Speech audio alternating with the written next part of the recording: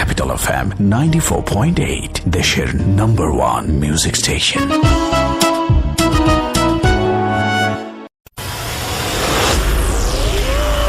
The Beach.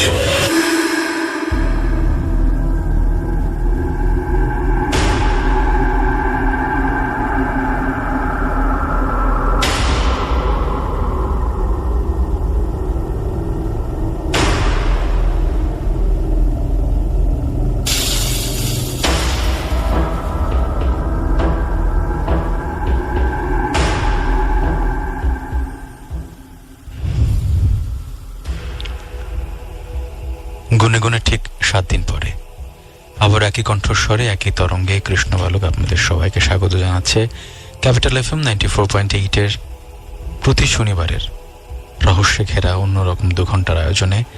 যারা নাম জানেন তারা তো জানেনই, এবং যারা আজকে প্রথমবারের মতো টিউন করেছেন তাদের জন্য বলি, এই শোটির নাম তাবিজ। কিন্তু এখানে শুধুমাত্র আমরা তাবিজ এবং কবজ নিয়ে কথা বলি না, আমরা আসলে আমাদের সামাজিক জীবনের যাবতীয় রহস্য যেখান থেকে শুরু হয়েছে, আমাদের ঘটনা, আমাদের গল্প, আমাদের অভিজ্ঞতা সেখান থেকেই শুরু হয়।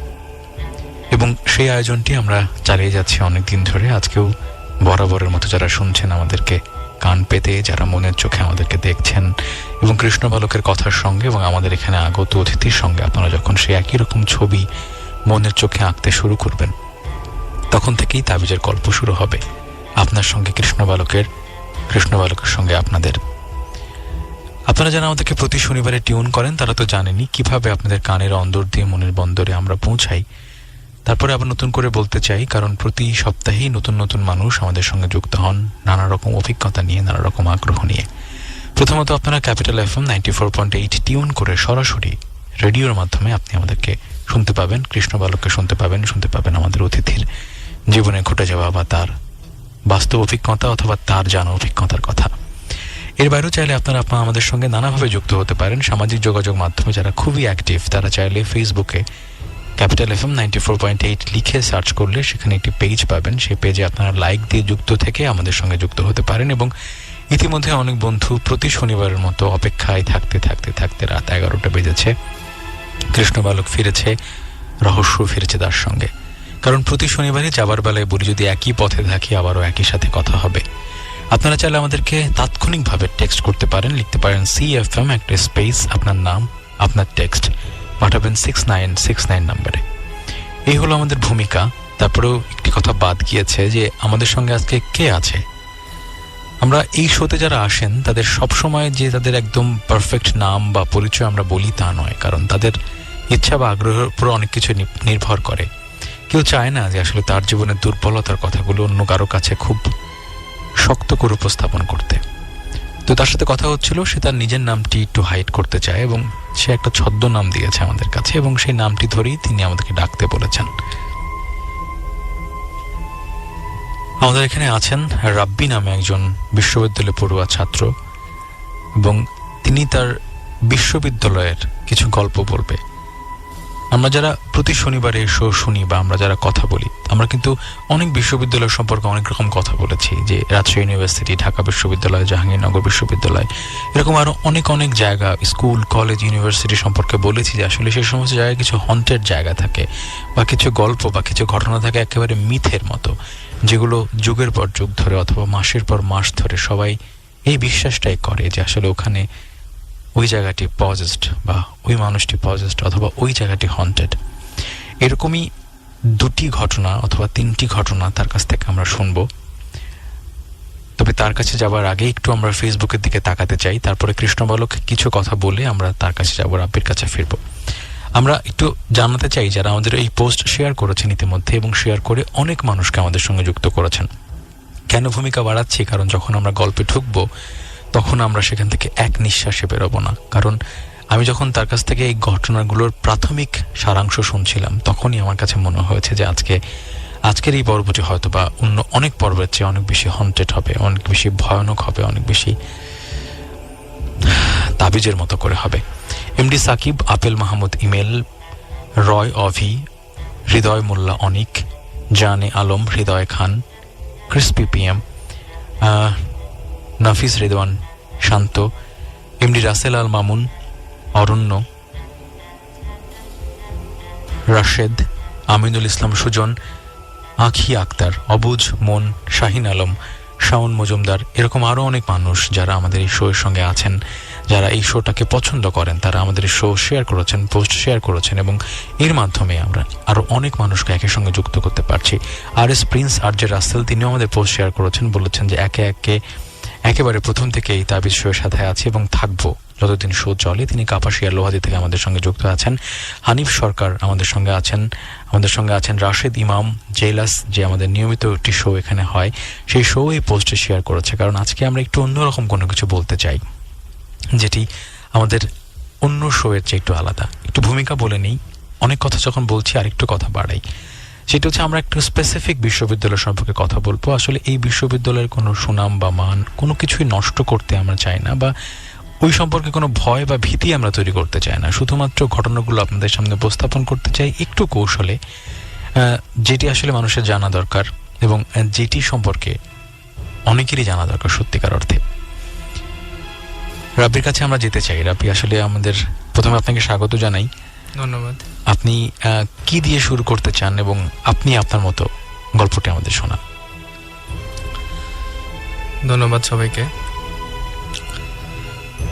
আমি মূলত বাংলাদেশ কৃষি বিশ্ববিদ্যালয়ের একজন আবাসিক হলের ছাত্র। আমি আমার হলের একটা স্পেসিফিক রুম বিষয়ে প্রথম গল্পটি শোনাইতে চাই। সেটা হচ্ছে যে আমাদের হল শহীদ শামসুল হক হল, এখানে মোট 4টি ব্লক। এই 4টি ব্লকের সি ব্লক যেটা, সেই সি ব্লকের 4 তলায় 438 নম্বর নামে একটা রুম আছে। ঠিক এই রুমে 1980 সালের দিকে ঘটনা, সেটা একটা রাজনৈতিক কারণে আমি শুনছি, আমি ইউনিভার্সিটিতে আসার পরে। এটা আসলে যে ঘটনাটা আমি বলতেছি সেটা আমার এক খুবই কাছের বড় ভাইয়ের সাথে ঘটে যাওয়া ঘটনা। তো সামহাউ মানে তিনি সেই রুমে অ্যালটমেন্ট পায় আর কি। তখন সে ফার্স্ট ইয়ারে পড়ে। তো প্রথমে সে এই ঘটনাটা জানতো না, আসলে পরবর্তীতে এই ঘটনাটা সবাই জানছে। সেটা হচ্ছে যে 1980 সালের দিকে একটা রাজনৈতিক কারণে ওই হলের ওই স্পেসিফিক ওই রুমে 3টা ছাত্রের ওখানে আটকায় রাখে এবং তাদেরকে ওখানে হত্যা করে এবং খুবই বাজেভাবে কুপিয়ে তাদের লাশগুলাকে পিস পিস করে কেটে ওই রুমের মধ্যে রেখে দেয়। পরবর্তীতে ওই লাশগুলো উদ্ধার করার পরে ওই রুমটা সিলগালা করে দেওয়া হয়। তখন ওই রুমে কেউ থাকতো না। তো বহু দিন পরে ওই রুমটা আসলে পরবর্তীতে প্লাস্টার করে রং চং করে আস্তে আস্তে ছাত্র তোলা শুরু করে আর কি। তো একটা সময়তে আমার বড় ভাইয়ের ঘটনা যেটা বলি, উনি ওখানে থাকতেন, তার সাথে একটা রুমমেটও রাখছিলেন তারা, কারণ তিনি জানতেন না যে আসলে রুমে কি হয়েছে বা কি। তো একদিন রাতে তার রুমমেটটা বাসায় গেছে আর কি। তার রুমমেট লোকাল ছিল, উনি বাসায় গেছে। আমার বড় ভাইটা তিনি একা ওই রুমের মধ্যে আছে। হঠাৎ করে তিনি ঘুমের মধ্যেই বুঝতে পারতেছে যে তার মেঝেতে মনে হচ্ছে কে জানি মাংস কাটতেছে, এরকম একটা শব্দ আর কি। তার ঘুম ভেঙে যায়। তিনি হঠাৎ করে মেঝের দিকে তাকায়,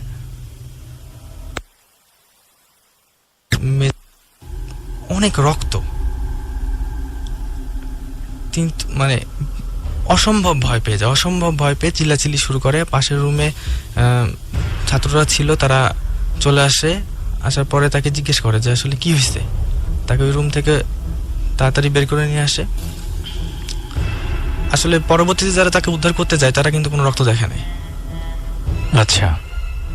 তো সেই সময়তে তাকে সবাই জিজ্ঞাসা করতেছে, কিন্তু তিনি আসলে কিছু বলার মতো অবস্থায় ছিলেন না। তাকে অনেকবার জিজ্ঞাসা করছে অনেকে যে সে কি দেখছে, কিন্তু সে মানে বলার মতনই কোনো অবস্থায় নাই সে।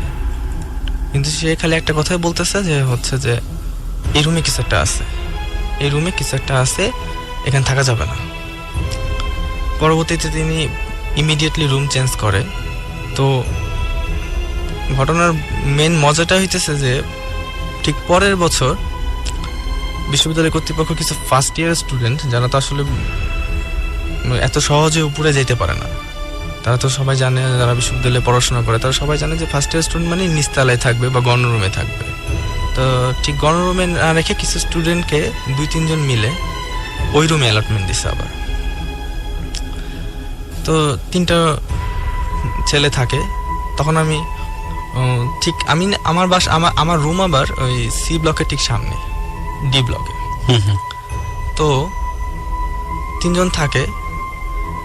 তো হঠাৎ করে একদিন হয়েছে কি যে ঈদের ছুটির মধ্যে কিন্তু অনেকেই অনেক রকম ভাবে বাসায় যায়, দেখা যাচ্ছে কেউ আগে যাচ্ছে কেউ পরে যাচ্ছে, এভাবে যাইতে যাইতে একজন আর কি ওই রুমে ছিল আর কি, শেষের দিকে যাবে হয়তো টিউশনের কারণে বা কিছু একটা কারণে সে পরে যাবে আর কি। তো সে রুমে একা আছে, সেও ঘুমায় আছে। পরবর্তী তার কাছ থেকে শোনা আর কি, সে আমার ছোট ভাই,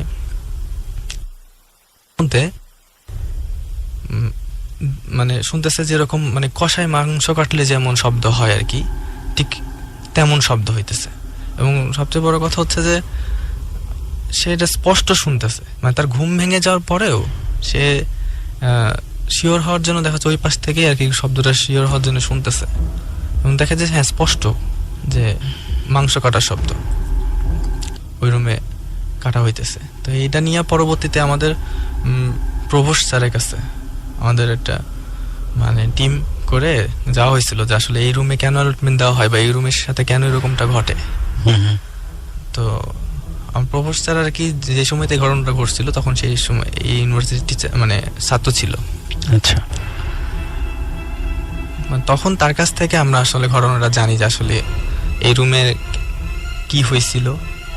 এই রুমে আসলেই 3টা ছাত্ররে তার বিরোধী দল টুকরা টুকরা করে কাটছিল এবং সেই রুমে আসলে এখন আর কেউ থাকে না। ইভেন ওই পাশে সিঁড়ি দিয়েও কেউ আর ওঠে না।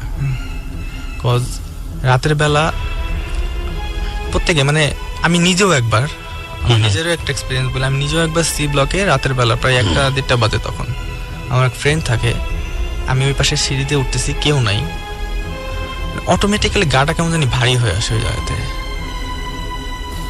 মানে একটা অকওয়ার্ড সিচুয়েশন তৈরি হয়। মানে ওই সিঁড়িটাই আসলে ওই পাশের সিঁড়িটাই রাতের বেলা কেউ ইউজ করতে চায় না আসলে। আর তো আমার হলে এই রুম মানে তারপরে একটি বিষয় জানতে চাই আপনার কাছে, যখন ওই ছেলেটা যখন ভয় পেল, মানে ওই দৃশ্যটা সে কিভাবে বর্ণনা করেছিল সেটা যদি আপনি তার কাছ থেকে যা শুনেছেন যদি আমাদের একটু বলতেন। আসলে সেটা বলতেছি, সেটা হচ্ছে যে তাকে বললাম যে সে প্রথমে সবাই না মাংস কাটার শব্দ পায়। মাংস কাটার শব্দ পাওয়ার পরে যখন সে এইদিকে যখন ঘুরে তাকায় তখন দেখা যায় পুরো মেঝেটা ব্লাড, 2টা মানে মৃতদেহ পড়ে আছে, আর একটাকে মানে কেউ একজন ঠিক ও মানে সে বুঝতে পারে যে কেউ একজন কাটতেছে, কিন্তু তার মানে অবয়বটা তো সে বুঝতে পারে না। কেউ একজন তাকে একদম কুচি কুচি করে যে কাটে না, পিচ পিচ করে কষাই যেভাবে কাটে ঠিক সেভাবে মাংস কাটতেছে। এবং মানে সে আসলে বলতে গেলে আসলে আর বলতে পারে না শেষ পর্যন্ত, মানে সে এতটাই ভয় পেয়ে গেছে আর কি। পরবর্তীতে সে আর হলেই থাকে নাই, পাশে একটা বাসা ভাড়া করে থাকে আর কি। তার মানে আমরা বলতে পারি যে আসলে সেই স্পেসিফিক রুম এবং সেই স্পেসিফিক ব্লকের স্পেসিফিক জায়গাটা মানে হন্টেড।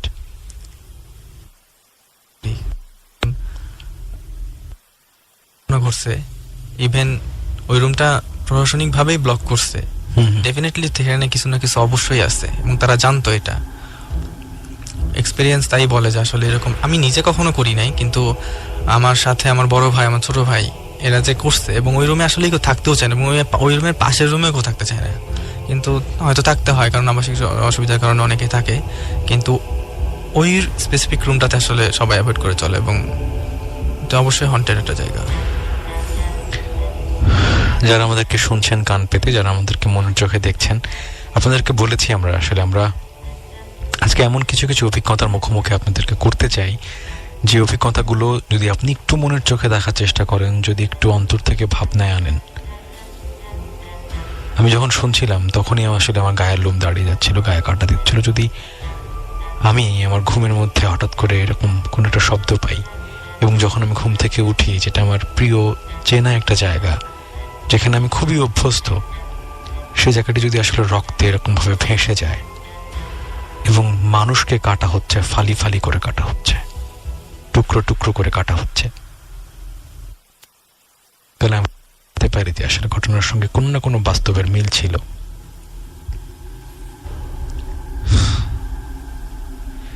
একটু ফেসবুকে যাই, কারণ দম বন্ধ করার মতো ঘটনা, এবং যারা আমাদের সঙ্গে আছেন, যারা শুনছেন, তারা অনেক রকম রিয়াকশনও দিচ্ছেন আমাদেরকে।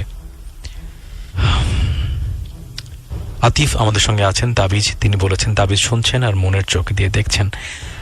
বারবারই কথাটি কেন বলি আমরা আসলে, যে তাবিজকে শুধু শুনতে হবে না, তাবিজকে মনের চোখ দিয়ে দেখতে হবে। কারণ এটা তো কোনো সিনেমা না যে আসলে আপনি শুধু শুনে বা শুধু দেখে আপনি ফিল করবেন। আপনার মন কিন্তু অনেক বড় ডিরেক্টর, এবং সেখানে আপনি যত ইচ্ছে রং দিতে পারেন, যে ইচ্ছে রং দিতে পারেন, যেভাবে আপনি চরিত্র সাজাবেন, আপনার মধ্যে ঠিক সেই ধরনের গল্পই তৈরি হবে। কারণ আমি যখন এখানে এই হটসেটে বসে আমার অতিথির কাছ থেকে কোনো কিছু শুনি, তখন আমিও তো মনের চোখে দেখার চেষ্টা করি, কারণ ওই না দেখলে কিন্তু আপনার ভেতরে সে একই ফিলসটা আসবে না। জিসান আমাদেরকে বলেছেন স্টোরিটা ভেরি স্ট্রেঞ্জ। সজীব আমাদের সঙ্গে আছেন যে আমি অনেক দিন থেকে তাবিজ শুনছি, আমার সাথে আমার বাবা ও বোন শুনছে। আপনার বাবাকে অনেক বেশি ধন্যবাদ, আপনার বোনকেও ধন্যবাদ, সঙ্গে আপনাকেও ধন্যবাদ জানাচ্ছি। সুজন আমাদের সঙ্গে আছেন। সুজন সরকার বলেছেন আমি রবিন কাকা এবং নিজাম কাকা একসাথে শুনছি, এবং মোটামুটি একটা ভয়ঙ্কর পরিবেশে বসে শুনছি। আশা করি আজকের শোটা অনেক বেশি ভালো হবে, অনেক বেশি ভয়ও তিনি পাবেন। আপনি যখন এসএমএসটি করেছেন তখন আসলে ঘটনাটি শুরু হয়েছে মাত্র। এই ঘটনার ফিডব্যাকে আপনার আসলে অনুভূতিটা কি, সেটি আমরা জানতে চাই। জিসান গাজীপুর থেকে বলেছেন গল্পটা ভয়ের ছিল। আমাদের সঙ্গে আছেন জয়িতা নর্থ মুগদা থেকে, তিনি বলেছেন, তিনি আমাদেরকে সালাম দিয়েছেন। আপনাকে ওয়ালাইকুম আসসালাম জানাচ্ছি আমরা। সজীব আমাদের সঙ্গে আছেন, আমি অনেকদিন থেকে তাবিজ শুনছেন, তিনি রাজশাহী থেকে আমাদের সঙ্গে আছেন। আমাদের সঙ্গে আছেন সজীব, তিনি নতুন বন্ধু। আরমান পল্লবী থেকে আমাদের সঙ্গে আছেন। আরমান তিনি আমাদের সঙ্গে আছেন। স্পেস মিলাদ তিনি আমাদের সঙ্গে, মিহাদ আমাদের সঙ্গে আছেন। প্রতি শনিবারের মতো আজও তিনি আমাদেরকে শুনছেন। আমাদের সঙ্গে ফরিদ গাজীপুর থেকে, জিসান সোনারগাঁ থেকে, আতিফ আমাদের সঙ্গে আছেন। আমাদের সঙ্গে আছেন ডুমনি গাজীপুর থেকে আছেন। তার নামটি আমরা আসলে ঠিক বুঝতে পারছি না, সত্তার নাকি এসকে সত্তার, তিনি আমাদের সঙ্গে আছেন। দরবেশ বাউল আমাদের সঙ্গে আছেন গাজীপুর থেকে, তার নাম ইউসুফ দরবেশ, আমাদের সঙ্গে আছেন জিসান গাজীপুর থেকে। দরবেশ আরও একটি এসএমএস পাঠিয়েছেন, এমডি আল আমিন, তিনি বলেছেন আমি এবং আমার ভাবি দুজন মিলে শুনছেন আমাদেরকে। এরকম আরও অনেক বন্ধুদের কথা আমরা বলতে পারি যারা তাবিজকে মনের চোখে দেখছেন এবং কান পেতে শুনছেন। আমি যখন রাব্বির গল্পটি শুনছিলাম তখন এই ঘটনার কাছাকাছি আমার জানা একটা ঘটনা বা আমার শোনা একটি ঘটনা মনে হয়েছিল আমার। এবং আজকের বিশ্ববিদ্যালয় কেন্দ্রিক গল্পে বলবো আমরা, বা কোনো ইউনিভার্সিটি বা কোনো স্কুল বা কলেজ কেন্দ্রিক ঘটনা বলবো আমরা। আসলে ধরেন অপমৃত্যু তো হয়, অপমৃত্যুর আসলে আমি জানি না এটার কোনো স্পেসিফিক ব্যাখ্যা আছে কিনা, কিন্তু যে ধারণাটা আমাদের এখানে প্রচলিত যে কোনো অপমৃত্যু যদি হয় বা কোনো এমন বিভৎসভাবে কাউকে হত্যা করা হয় যেটি আসলে সে প্রত্যাশা করেনি বা যেটি সামাজিকভাবেও কাম্য নয়, সেই সমস্ত জায়গাগুলোতেই কিন্তু আসলে এরকম গল্প, এরকম ঘটনা, এরকম ইনসিডেন্টস এগুলো যুগের পর যুগ ধরে চলতে থাকে, তৈরি হতে থাকে। 1980 সালের সেই ঘটনা 2018 সালেও এখন পর্যন্ত একই রকমভাবে জীবিত, একই রকমভাবে প্রাঞ্জল। আমি সেটি হচ্ছে যে ধরুন একটা বিশ্ববিদ্যালয়, সেই বিশ্ববিদ্যালয়ের একটা হল, সেই হলে ঠিক এইরকমই, ওই বিশ্ববিদ্যালয় না, অন্য একটি বিশ্ববিদ্যালয়, আমি উল্লেখ করেই বলি, সেটা হচ্ছে রাজশাহী বিশ্ববিদ্যালয়ের একটি ঘটনা যেটি আমি শুনেছিলাম আমার এক বন্ধুর কাছ থেকে, সেটি একটু বলতে চাই। ধরুন বিশ্ববিদ্যালয় তো আসলে অপমৃত্যু কিভাবে হয়, ধরুন পলিটিক্যাল রাইভালিটির কারণে বিশ্ববিদ্যালয় কিন্তু একটা সময় ছিল অস্ত্রের ঝনঝনানি, সেখানে মার্ডার হয়েছে প্রচুর, এবং নানা রাজনৈতিক কোণতলে মানুষকে নৃশংসভাবে হত্যাও করা হয়েছে। হাত কেটে দেওয়া হয়েছে, পা কেটে দেওয়া হয়েছে, রক কেটে দেওয়া হয়েছে, গলা কেটে হত্যা করা হয়েছে, বা ধরুন এরকমভাবে কুপিয়ে চাপাতি দিয়ে হত্যা করা হয়েছে। তো যে স্পেসিফিক হলের ঘটনা, সেই নামটি আমি বলতে চাই না, শুধুমাত্র ঘটনাটা আপনাদেরকে বলি সেটা হচ্ছে ব্যাপারটা ঠিক এইরকম, অনেকটা এরকম আর কি। কিন্তু মানে ওই ঘটনাটা তখনই কেবল শুরু হয়েছে এবং যিনি প্রথম প্রত্যক্ষ করেছেন তার কাছ থেকেই ব্যাপারটা আমার জানা আর কি। ধরুন হলগুলো কিন্তু, বিশ্ববিদ্যালয় হলগুলোতে কিন্তু আসলে খুব রিল্যাক্সে থাকার কোনো অপশন নেই। আপনি ধরেন 2 জন 3 জন 4 জন এরকম করে থাকতে হয়, বা 8 জনও থাকতে হয় অনেক অনেক ক্ষেত্রে। তো ঈদের ছুটি বা কোনো বড় ছুটিতে ধরুন 70-75% ছেলে মেয়ে ইউনিভার্সিটির দিকে চলে যায়, যারা একান্তভাবে কোনো ক্লাস পরীক্ষায় আটকে গেছে অথবা কোনো টিউশনি করে বা কোনো চাকরি করে ছোটোখাটো, তারা শুধু বিশ্ববিদ্যালয় ক্যাম্পাসে থাকে। তখন কিন্তু বিশ্ববিদ্যালয়ের চরিত্র একটু অন্যরকম। ধরুন একটি জায়গায় 10,000 মানুষ থাকে, হঠাৎ করে সেই জায়গায় 10 জন মানুষ, জায়গাটা কিন্তু এমনি একটু গা ছমছমে হয়ে যায়। যদি কখনো আপনার মনে হয় যে গুলিস্তানে শুধু আপনি একা দাঁড়িয়ে আছেন, এটি কিন্তু একই সঙ্গে ভয়ের অনুভূতি তৈরি করবে আপনার মধ্যে। তো মনে হবে যে হঠাৎ করে তারা গেল কোথায়। তো এরকম একটা ঈদের ছুটিতে, এবং সেটি কোরবানির ঈদের ছুটি, যেখানে ম্যাক্সিমাম ইউনিভার্সিটি স্টুডেন্টরা বাসায় যায়। তো একটা ছেলে একটু গরিব, বেশ গরিব, টিউশনি করে, এবং ওই স্টুডেন্টের পরীক্ষা ছিল ঈদের পরপরই। তো সে কোনোভাবেই সে ছুটি ম্যানেজ করতে পারেনি এবং সে টিউশনিটাও ছাড়তে পারবে না। তো সে 4 তলার একটা রুমে থাকতো। তো ওই দিন রুমে একা, রাতের বেলা টিউশনি করে সে ফিরেছে ক্লান্ত মোটামুটি। ক্যান্টিনেও খাবার টাবার নেই, বাইরে থেকে টুকটাক কিছু খেয়ে সে ইউনিভার্সিটির হলে এসে পৌঁছেছে। যেহেতু সেই রুমে কিন্তু সে একা, মাথায় রাখবেন, একদমই একা। হঠাৎ করে তার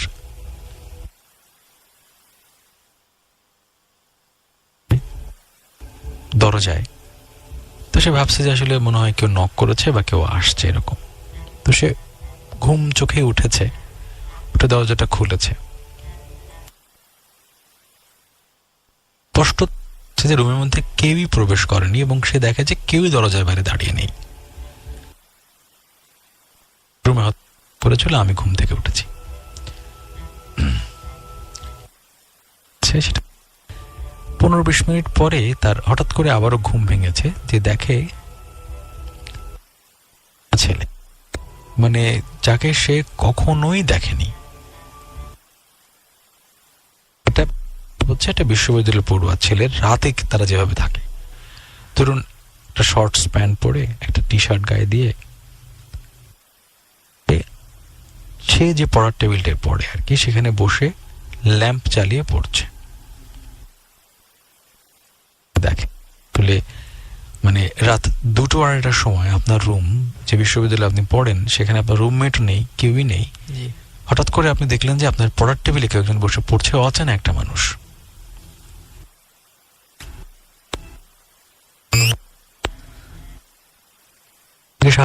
তো আসলে তেমন কেউ এখানে নেই, কারণ বিশ্ববিদ্যালয় হলে হয়তো বা আপনি সহ 10 জন আছে বা 15 জন আছে।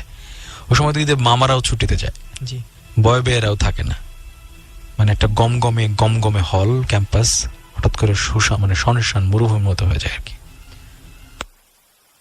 মনে হয় কিছু ভুল দেখছে আর কি। একটা পলক ফেলে আবার তাকিয়ে দেখে যে সত্যি সত্যি সেখানে কেউ নেই। এরকম যে মানে আমি কোন সিচুয়েশনের মধ্যে আছি আর কি, আমি কেমনে পার করবো এটা। আগে বলো যে যারা শুনছেন একটু ঠান্ডা লেগেছে, যে কারণে মাঝে মধ্যে কাশি হবে, একটু মানতে হবে আসলে। মানে আগে বলেছি যে তার আসলে কোনো অপশন নেই যে সে ইউনিভার্সিটি থেকে চলে যাবে, কারণ তার টিউশনি চলে গেলে তার পড়া অনিশ্চিত হয়ে যাবে। আবার এত রাতে সে কোথায় যাবে? পড়তে তিনি সেই রাতটা কোনো রকম পার করছে আর কি করছে, মানে পোলাপান টোকানো শুরু করছে যে কে আমার সঙ্গে থাকবি, অথবা যারা তাকে চেষ্টা করছিল আতঙ্কিত করার জন্য তাদের কপাল ভালো, মানে সে ওই রকম ভাবে কাউকেই ম্যানেজ করতে পারেনি, কারণ তার ম্যাক্সিমাম ফ্রেন্ড যারা খুব কাছে তারা তো নাই। আর আসলে আপনার রুম, আপনার হল আপনার মতো না, অন্য জায়গায় যে আসলে থাকা এটা একটু অস্বস্তিকর ব্যাপারও হয়। তো সে খুবই মন খারাপ করে, টেনশন নিয়ে সে পরের দিন আবারও আসছে। মানে রুমে আর বেশিক্ষণ থাকতে চাচ্ছে না। সে রুম থেকে বাইরে বেরিয়ে বারান্দায় পায়চারি করতেছে।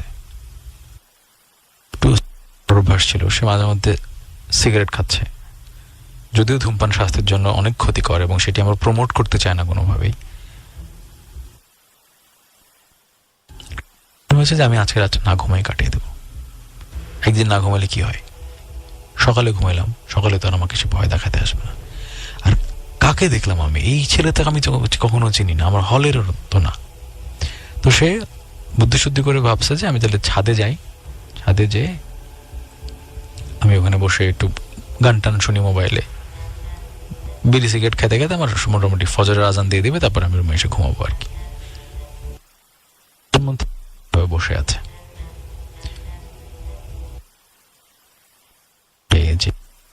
তার থেকে ধরেন 15-20 হাত দূরে আর কি, মানে ছাদে অনেকগুলো যে আইল্যান্ডের মতো থাকে না, ওখানে ও একটা আইল্যান্ডে বসে একটা রেলিং এর সঙ্গে হেলনা দিয়ে বসে আছে।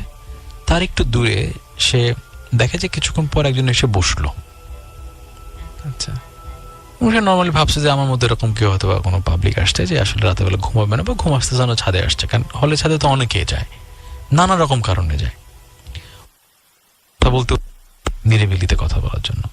এবং সে ভাবছে এরকমই হতে পারে। তখন সে আরো একটু আশ্বস্ত হয়েছে যে আমি তাহলে একা না, মানে সে তখন সেফ ফিল করতে শুরু করে আর কি। কেন আসলে বলা, হঠাৎ করে সে আনমনা না অন্যদিকে ওই ছেলেটা হঠাৎ করে ঠিক তার সামনে চলে আসে। আমার যে গায়লম দাঁড়িয়ে হঠাৎ করে তার সামনে চলে আসে এবং সে ওই একই ফেস আবারও দেখতে পায় যে বসেছিল।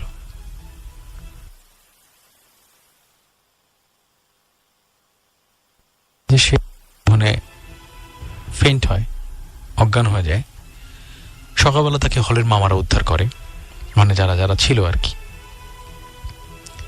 উদ্ধার করার ঘটনাটা একটু মজার, যে ওই যে আমরা অনেক সময় আমাদের লেপ কাঁথা বা বালিশ রোদে দেওয়ার জন্য ছাদে যায় না, তো এরকমই একজন ছেলে রোদে দেওয়ার জন্য সে ছাদে গেছে। যাওয়ার পরে দেখে যে আসলে এই ছেলেটা অজ্ঞান হয়ে পড়ে আছে। এই জায়গা একদম এই স্পেসিফিক জায়গাটাতে কৃষ্ণবালক আপনাদের সঙ্গে ছোট্ট একটি বিরতির বিরহ নেবে। তারপরে যখন আমরা রাব্বির সঙ্গে ফিরে আসব, তখন এই গল্পের বাকি অংশ, এবং এর মাঝখানে আপনারা আমাদের চাইলে লিখতে পারেন কি মনে হচ্ছে আসলে ঘটনাটা কেন কিভাবে ঘটেছে। প্রথমে রাব্বির ঘটনা, তারপরে কৃষ্ণবালকের জানা ঘটনা। CFM একটা স্পেস, আপনার নাম, আপনার টেক্সট পাঠাবেন 6969 নাম্বার। আর ফেসবুকের বন্ধুরা একটু মন খারাপ করবেন না, সেই গল্পগুলোই বলবো এবং সেটি অবশ্যই পড়বো আমরা যারা আমাদের কাছে লিখছেন। ছোট্ট বিরতির বিরহ। The Beach.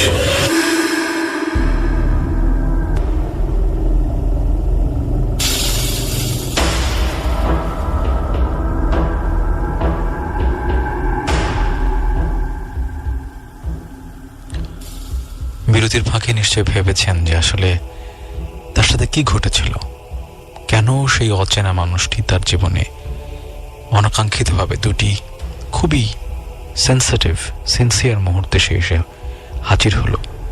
তাকে কেন সে ভয় দেখানোর চেষ্টা করছে বা তাকে কেন সে আতঙ্কিত করার চেষ্টা করছে, কি সে তাকে বলতে চায়, এবং ওই রুমের সঙ্গে বা ওই ছেলেটার সঙ্গে বা ওই বিশ্ববিদ্যালয়ের স্পেসিফিক পড়ার টেবিলের সঙ্গে তার কি কোনো সম্পর্ক আছে, নাকি সে অন্য কোনো কিছু, বা এই ছেলেটা অযথায় ভয় পাচ্ছে। একটু ভাবতে থাকুন, কারণ যারা আমাদের সঙ্গে যুক্ত আছেন নানাভাবে, তাদের মন খারাপ করছি না বা মন খারাপ করতেও চাই না, কারণ অনেকক্ষণ ধরে আমরা ফেসবুকের দিকে একেবারেই তাকাইনি, তাকিয়েছি তার কোনো প্রমাণ দেয়নি আমরা আসলে। এমডি বাবু এপি তিনি বলেছেন যে ভাই আমার অনেক ভালো লাগছে তাবিজ শুনতে। এমডি ইফরান হোসাইন আছেন যে তিনি আজকে প্রথম আমাদেরকে শুনছেন, প্রথম শোনার জন্য ধন্যবাদ। এবং আমি জানি এখন থেকে প্রতি শনিবার রাত 11টা থেকে 1টা আপনার মন এবং মগজে। শাকিল খান আছেন, তিনি বলেছেন যে FM শোনা যাচ্ছে না, আমি অনেকদিন ধরে দাবি শুনি, কোনো সমস্যা হয়নি, কিন্তু আজকে সমস্যা হচ্ছে। আপনি কোত্থেকে বলছেন, কোন এলাকায় কথা বলছেন বা কোত্থেকে শুনছেন সেটি আমাদেরকে বললে আমরা সেটি সলভ করার চেষ্টা করবো। এমডি আজিম মল্লিক আমাদের সঙ্গে আছেন, তিনি এবং তার 6 জন বন্ধু মিলে শুনছেন। যদি 6 জন বন্ধুর নাম একটু আমাদেরকে জানান, তাহলে একই সঙ্গে তাদের নামগুলো বলতে পারি এবং তারাও অনেক বেশি খুশি হবে বলে আমার মনে হয়। আমাদের সঙ্গে আছেন যে পাগল মনের হৃদয় খান, বলেছেন ভাইয়া আমরা অপেক্ষা করে থাকি শনিবারের গল্পটা শোনার জন্য। এরকম অনেকে অপেক্ষা করে থাকেন আসলে কৃষ্ণবালকে শোনার জন্য, ক্যাপিটাল FM এর তাবিজ শোনার জন্য, এবং তারা রহস্যকে ভালোবাসেন। এমডি মোহাম্মদ মাসুম আমাদের সঙ্গে আছেন। হ্যালো ভাইয়া, নতুন বন্ধু তিনি আমাদের, খুব ভালো লাগছে আমাদেরকে শুনতে। আনোয়ার হোসাইন আছেন গাজীপুর থেকে, তিনি আমাদের সঙ্গে শুনছেন। আমরা একটু কিছু নাম পড়তে চাই যে নামগুলো আমাদের সঙ্গে যুক্ত হয়েছেন। সায়াম হোসাইন আছেন, রাসেল খান আছেন আমাদের সঙ্গে আছেন, শামীম আনামুল আমাদের সঙ্গে আছেন। তিনি বলেছেন একই রকমভাবে তিনি অপেক্ষায় থাকেন। এবং মগবাজার থেকে তিনি আমাদের সঙ্গে আছেন। জোবায়ের হাসান আছেন, 7 দিন পর শুনতে চলে আসলাম তাবিজ। আমি তাবিজকে অনেক পছন্দ করি এবং তাবিজকে তিনি ভালোবাসাও দিয়েছেন। মেহেদি হাসান আছেন, মোহাম্মদ সর্দার, ইমরান খান অনেকবার লিখেছেন নরসিংদী থেকে, তিনি আমাদের সঙ্গে আছেন এবং তিনি বলেছেন স্টোরিগুলো অনেক বেশি ভালো লাগছে এবং তার সঙ্গে আমাদেরও তার জন্য শুভকামনা আমাদের সঙ্গে আছে। আমাদের সঙ্গে আছে রাহা আমাদের সঙ্গে আছেন। ভাই আজকে একা শুনছি আর অনেক ভয় লাগছে, আর আমি তাবিজ সবসময় শুনি, আর আজকের স্টোরিগুলো অনেক বেশি ভয়ানক এবং অনেক বেশি ভয়ের। এমনি রফিকুল ইসলাম জনি আছেন, ভাইয়া বরিশাল থেকে শুনছি, কিন্তু মাংসগুলো কে কাটছে, এটা কি দেখেছে? নিশ্চয়ই সম্পর্কে আলোচনা করবো বা আলোচনা করেছিও আমরা, কিন্তু আপনি হয়তো একটু মিস করেছেন। আমাদের সঙ্গে আছেন মোহাম্মদ সর্দার, তিনি বলেছেন good midnight, I want to inform you pathetic story. তিনি একটি স্টোরি পাঠিয়েছেন, সেটি পড়বো আমরা আসলে তারপরে যখন আমরা সুযোগ পাবো। আখি আক্তার আমাদের সঙ্গে আছেন, তাবিজ রিলেটেড ঘটনা শুনেন অনেকদিন ধরে, সেটি আমরা হয়তো বা ঈদের পরে যখন আবারও আসবো, ফিরে আসে, তখন আমরা তাবিজের গল্প বলবো, তাবিজ সংক্রান্ত গল্প বলবো। কিন্তু ওই যে রহস্যের পথই তাবিজ। RS প্রিন্স RJ রাসেল আমাদের সঙ্গে আছেন। গাজীপুর থেকে একজন আছেন SB বাবু, হৃদয় খান আমাদের সঙ্গে আছেন। অনেক নাম, অনেক বন্ধু। আদালতের ভাষায় বলতে চাই যে আসলে পঠিত বলে গণ্য করা হোক, কারণ যে ঘটনাটি আমি বলার চেষ্টা করছি আপনাদেরকে, সেটি তো কিছুক্ষণ পর মাথা থেকে আপনারা ভুলে যাবেন। সেখানে কোনো দাড়ি কমা সেমিকলন দেওয়া আসলে ঠিক নয়। একটু মনে করিয়ে দিই কোত্থেকে শেষ করেছিলাম, যে ছাদে উঠে সে বসে আছে, দূরে এসে একজন তার মুখোমুখি একটু দূরে এসে বসলো। সে ভেবেছে অন্য কেউ বা অন্য কোনো ছাত্র। কয়েক সেকেন্ডের মধ্যে হঠাৎ করে সে ছেলেটা মানে উড়ে আসার মতো বা ভ্যানিশ হয়ে শ্যাট করে সামনে চলে আসার মতো করে তার সামনে, এবং তার দিকে তাকিয়ে সে একই চোখ, একই মুখ, একই মানুষ। তারপর সে অজ্ঞান হয়। পরদিন তাকে আসলে ওখান থেকে উদ্ধার করা হয় বা আবিষ্কার করা হয় ছেলেটা এখানে ছিল। তো যে কজন ছিল তাদের সবারই কিউরিওসিটি যে হোয়াট হ্যাপেন্ড, কি হয়েছিল সেখানে, কেন হয়েছিল সেখানে। তো সেও জানতে চায় যে আসলে ছেলেটা কে। তো ঘটনাটা 1 কান 2 কান 3 কান 5 কান করতে করতে পুরো হলে যারা ছিল সব মোটামুটি এটা টক অফ দ্য হল। একটু তখন তার মনে হয়েছে যে আসলে এটা আমার জানতে হবে যে ছেলেটা কে। তখন তার মাথায় একটা বুদ্ধি আসে যে আমি এই হলের সবচেয়ে প্রবীণ যে কর্মচারী বা যে মামা, ধরুন সে এই বিশ্ববিদ্যালয়ে প্রায় তার কর্মজীবনের শেষ প্রান্তে 30 বছরের কাছাকাছি চাকরি করছে। তো এইরকম একজনের সঙ্গে সে কথা বলতে যায়। প্রথমে সে তাকে জিজ্ঞাসা করে যে আসলে চাচা আমি কি ঘটনাটা ঘটছে মামা আপনি তো জানেন। কয় তুমি একটু আমাকে ভালো করে ছেলেটার চেহারা সম্পর্কে একটু বলো তো, যতটুকু তোমার মনে আছে। তো সে যতটুকু দেখেছে বা ওই 1 সেকেন্ড বা 2 সেকেন্ড দেখার যে অংশগুলো তার মাথায় গেঁথেছে, সে সেগুলো বর্ণনা করছে ধীরে ধীরে, যে এরকম চোখ, এরকম ভাবে গায়ের রং, এরকম হাইট হতে পারে, চুলগুলো এরকম। যখন একটার পর একটা বলছে আর ওই মামা তার দিকে অবাক হয়ে তাকিয়ে থাকছে। এবং সে যখন শেষ করেছে বর্ণনা দেওয়া, কয় এরকম তো হওয়ার কথা না। তো সে বলে এরকম তো হওয়ার কথা না মানে আপনি তাকে কি চেনেন? কয় আপনি একটুখানি বসেন, আমি তো দেখি আসি। তখন সে হচ্ছে বিশ্ববিদ্যালয়ের ওই হলের একটা অফিস থাকে না, যেখানে রেজিস্ট্রার গুলো থাকে আর কি, মানে ছবি সম্বলিত অনেক রকম নথিপত্র থাকে। তো সে 10-15 মিনিট পরে সে ওখান থেকে ফিরে এসে তাকে বলতেছে যে আচ্ছা মামা দেখেন তো এইরকম কিনা দেখতে। সেই ছেলেটা অবাক হয়ে যায় এবং সে বলে যে এইরকম নয়, এই ছেলেটাই, দিস ইজ দ্য ম্যান। তখন সে বলে আপনি এটা আমার সঙ্গে আসেন। সে তাকে নিয়ে ওই রুমে নিয়ে যায়, রেজিস্টার রুমে নিয়ে যায়। নিয়ে যাওয়ার পরে সে তার হলের অ্যালটমেন্ট পেপারটা বের করে।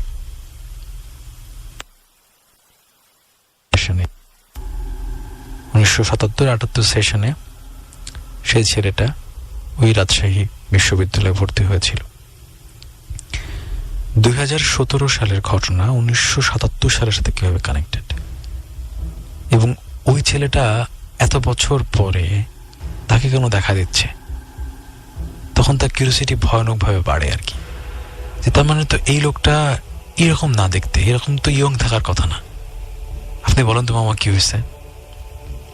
তারপরে সে তাকে খুলে বলার চেষ্টা করে যে তুমি, আপনারা যে রুমে থাকেন এখন, এটা একসময় একটা পলিটিক্যাল রুম ছিল। অর্থাৎ যখন সেই সময়ের সরকার সমর্থক যারা ছাত্র সংগঠন করত, তাদের একটা পলিটিক্যাল রুম ছিল। এবং পলিটিক্যাল রুম মানে হচ্ছে, একটু যারা বিশ্ববিদ্যালয়ে পড়েছেন বা জানেন তারা তো জানেনি যে যারা আসলে রাজনীতিতে একটু এগিয়ে থাকে, ভবিষ্যতের পদধারী অথবা বর্তমান পদে আছেন, এরকম মানুষজনই আসলে সেই সমস্ত রুমে থাকে। এবং এই রুমগুলো নিয়মকানুন একটু ডিফারেন্ট। পুরো হলের মধ্যে ওই রুমটি আসলে একটু এলিট। তো মামা বলে যে ওই সময়, আবারও দুঃখিত, ওই সময় ওই মানুষটা, ওই ছাত্রটা ওই হলের সেক্রেটারি ছিল, হলের সাধারণ সম্পাদক ছিল। যখন ক্ষমতা পরিবর্তন হয়, ওই দিন রাতে ওই রুমে ট্রিপল মার্ডার হয়, অর্থাৎ 3টা খুন হয়। অন্য দলের যারা ক্ষমতায় এসেছে তারা সেই রুমে ঢুকে, মানে রুম ভাঙচুর করা তো করেই আর কি, ভয়াবহভাবে এদেরকে পেটায় এবং এই ছেলেটাকে গুলি করে। এবং গুলি করার কারণে বাকি দুজনের মৃত্যু হয় হচ্ছে হসপিটালে যাওয়ার পরে, কিন্তু এই ছেলেটা স্পট ডেড হয়। তাহলে এত বছর পরে ওই বারবার সে এখানে দেখা দিচ্ছে কেন?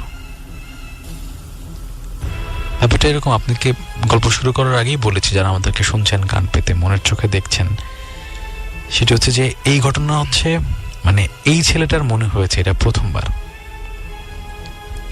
কিন্তু গত প্রায় 20-25 বছর ধরে কারো না কারোর সাথে কোনো না কোনো সময় এই একই ঘটনা পুনরাবৃত্তি হয়। কোন দিন হয় জানেন? তার মৃত্যুবার্ষিকীর দিন। তার মৃত্যুবার্ষিকী তো হলে পালিত হয় না, অথবা তার আত্মীয় স্বজন সেটিকে মনে রেখেছে, তারা সেখানে পালন করে। হ্যাঁ, মানে সেই যেদিন মারা গিয়েছিল সেই দিন সে কোনো না কোনোভাবে কারো না কারোর সঙ্গে দেখা দেয়, কারোর সঙ্গে পড়ার টেবিলে, কারোর সঙ্গে ধরেন ওয়াশরুমে, মানে যখন সে একা থাকে, কারোর সঙ্গে ধরুন ছাদে, কারোর সাথে অন্য কোনো জায়গায়, বাট সে বারবার ফিরে ফিরে আসে আর কি। আমি যখন ঘটনাটা শুনি প্রথমে আর কি, যখন যিনি বলছিলেন, আমি ভাবছিলাম যে আসলে ওই মানুষটা তো ফেস করেছে, আমরা তো এখন গল্প করছি বা আমরা মনের চোখ দিয়ে দেখার চেষ্টা করছি, ফিলিংসে আনার চেষ্টা করছি যে আসলে কি হয়েছিল, কেন হয়েছিল। আপনার সেই রুমের বড় ভাই বা পাশের রুমের বড় ভাই যখন সেই মাংস কাটার শব্দ শুনলো, জি, রক্তাক্ত মেঝে দেখলো, তাকে কিন্তু সে স্মৃতিগুলো এখনো বয়ে বেড়াতে হচ্ছে। আপনি তো সেটা দেখেননি। না, আসলে আপনার গল্পটা শোনার পরে আমার নিজেরই আসলে শরীরের লোম খারাপ হয়ে গেছে। এবং আমি জানি যে আপনার বিশ্ববিদ্যালয়ে এরকমও কিছু ঘটনা আছে, যেটি আপনি আমাকে যেটি বলেছেন সেটি নিশ্চয়ই আপনি আমাদের সঙ্গে শেয়ার করতে চান। অবশ্যই।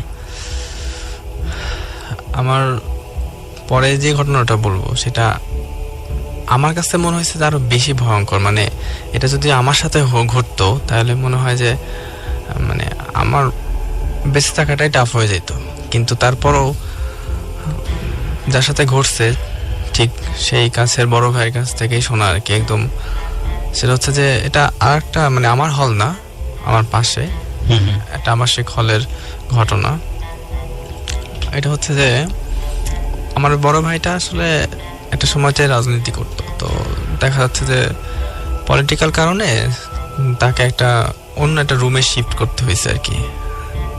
তো সে ওই রুমে যখন শিফট করছে, রুম নাম্বার ছিল 231 নাম্বার রুম আর কি। তো শিফট করার পরে সে তার ঘরটার গুছাই নিতেছে।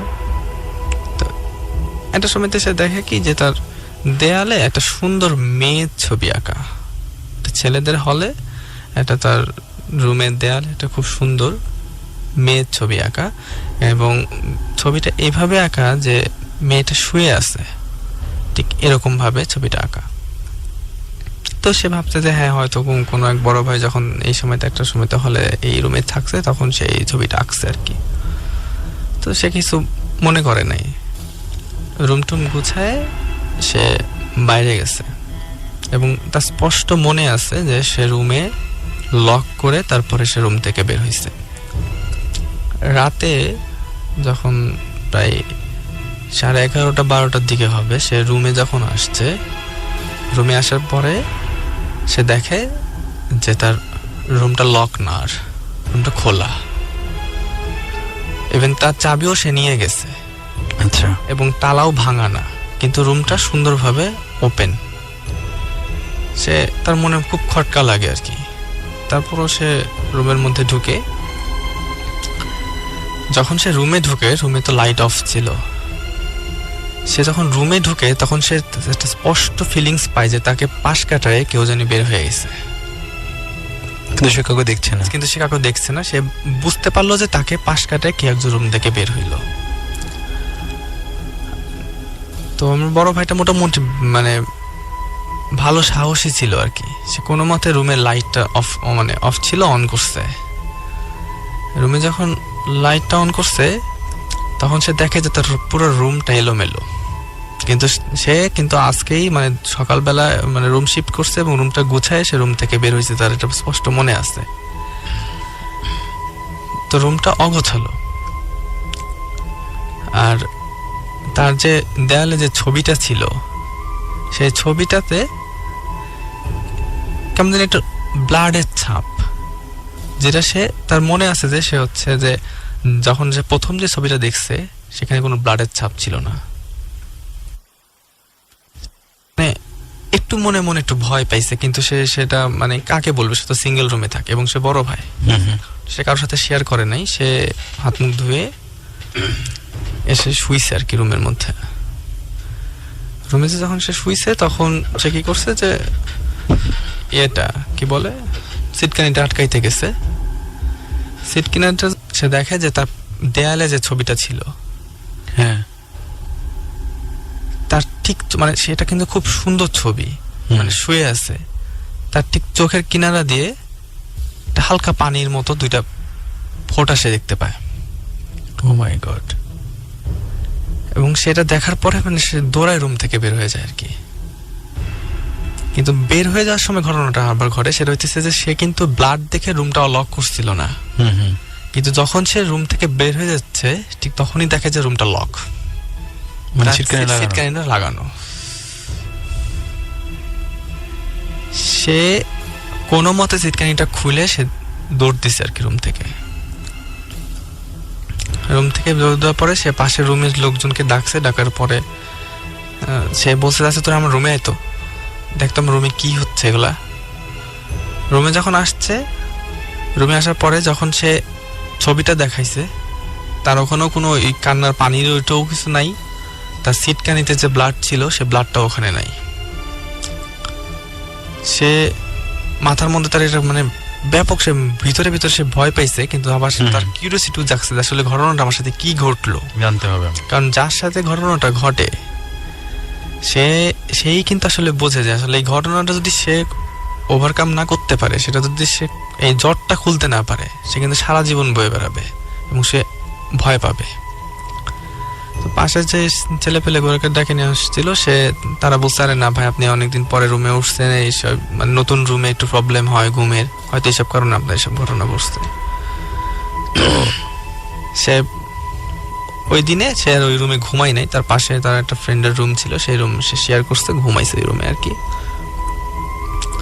সকালবেলা সে তখন ওই রুমটা সে লক করে দিয়ে আসছে আর কি। সকালবেলা যাচ্ছে, তার চাবিটা কাজ করতেছে না, সেই রুমটা খুলতেছে না তার চাবি দিয়া, অথচ সে এই চাবি ইউজ করছে এর আগে এই রুমেই। তখনও তার মনে হচ্ছে যে না, সামথিং ইজ রং, আমার সাথে কিছু একটা মানে ভুল কিছু ঘটতেছে।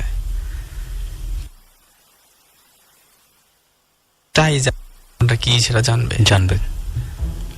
সে রুমটা লকটা ভাঙছে, ভাঙার পরে সে ওই রুমে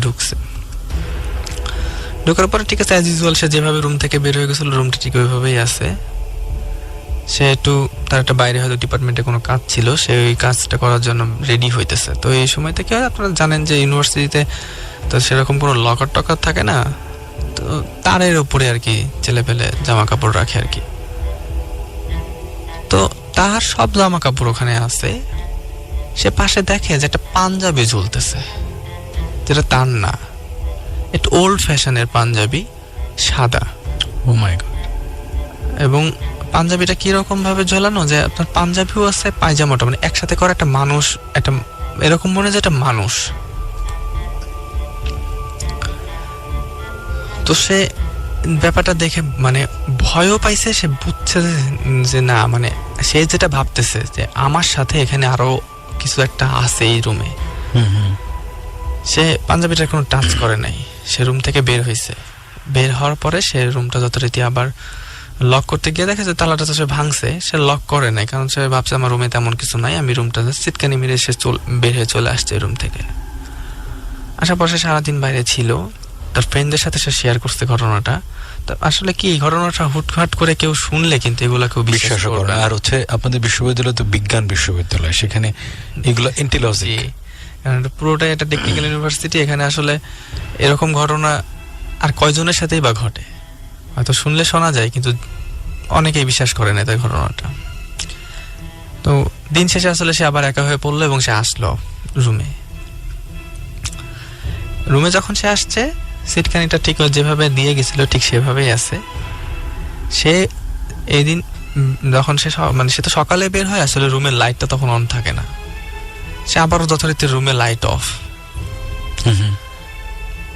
সে ঢুকেই সরাসরি গিয়ে রুমের লাইট দেওয়ার চেষ্টা করছে, কিন্তু সে ফিল করে যে কেউ একজন তাকে লাইটটা দিতে দেয়নি, হাতটা আটকে রেখেছে, মানে আটকে রাখছে, দিতে দেয় নাই। এবং তার একটা ধাক্কা দিয়া একটা পাঞ্জাবি পরা লোক বের হয়ে গেছে ওই রুম থেকে। এবং সে জাস্ট চিল্লায় কেঁদে ফেলছে আর কি ওই সময়তে, যে সে তো আসলে পেরে ওঠে নাই, আসলে রুমে লাইটটাও সে দিতে পারে না, অসহায় ফিল করছে। ইভেন স্টিল নাও ওই সময়তে ওই যে কান্নার আওয়াজটা সেটা চলতেছে। তো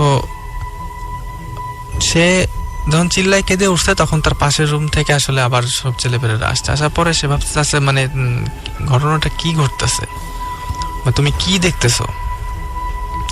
ঠিক সেই সময়তে সে বলছে যে আসলে আমি তো তোদেরকে যে ঘটনাটা বলবো বা যেটা হইতেছে আমার সাথে, সেটা তো বিশ্বাস করবি না, কিন্তু আমি ব্যাপারটা ফেস করতেছি, আমিই বুঝতেছি আসলে কি ঘটতেছে আমার সাথে।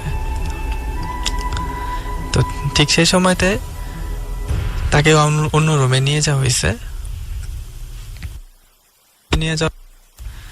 তাকে পানি টানি খাওয়ানো হলো। তখন সে আবার সেই ঘটনাটা মানে বর্ণনা করছে যে এই ঘটনাটা আবার আমার সাথে এরকমটা ঘটছে।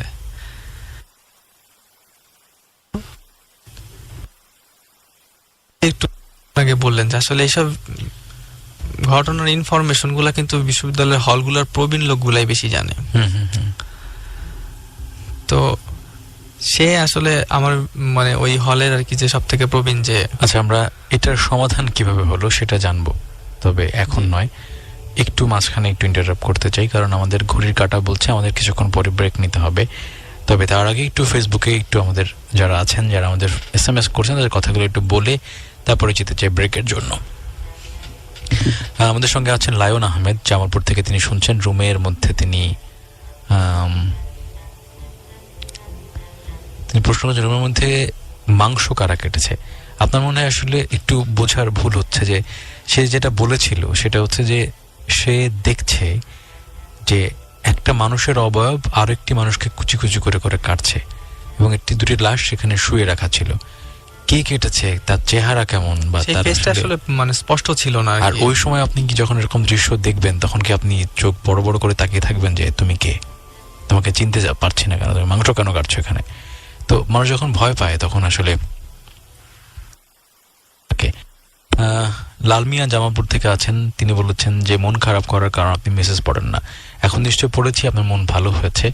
আমাদের সঙ্গে অর্জুন, ভয় পেতে ভালো লাগছে। আমাদের সঙ্গে শাহাবুদ্দিন গাজীপুর থেকে, তিনি তাবিজকে ভালোবাসা দিয়েছেন।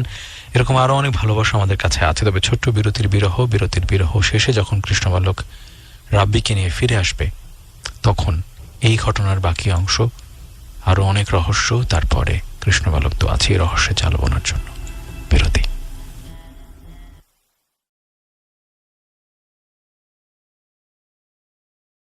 ফিরেছি, কৃষ্ণবালক হয়ে ফিরেছি, এবং যারা আমাদেরকে SMS করেছেন তাদের কথাগুলো বলছিলাম, তাদের কথা আবার একটু বলতে চাই।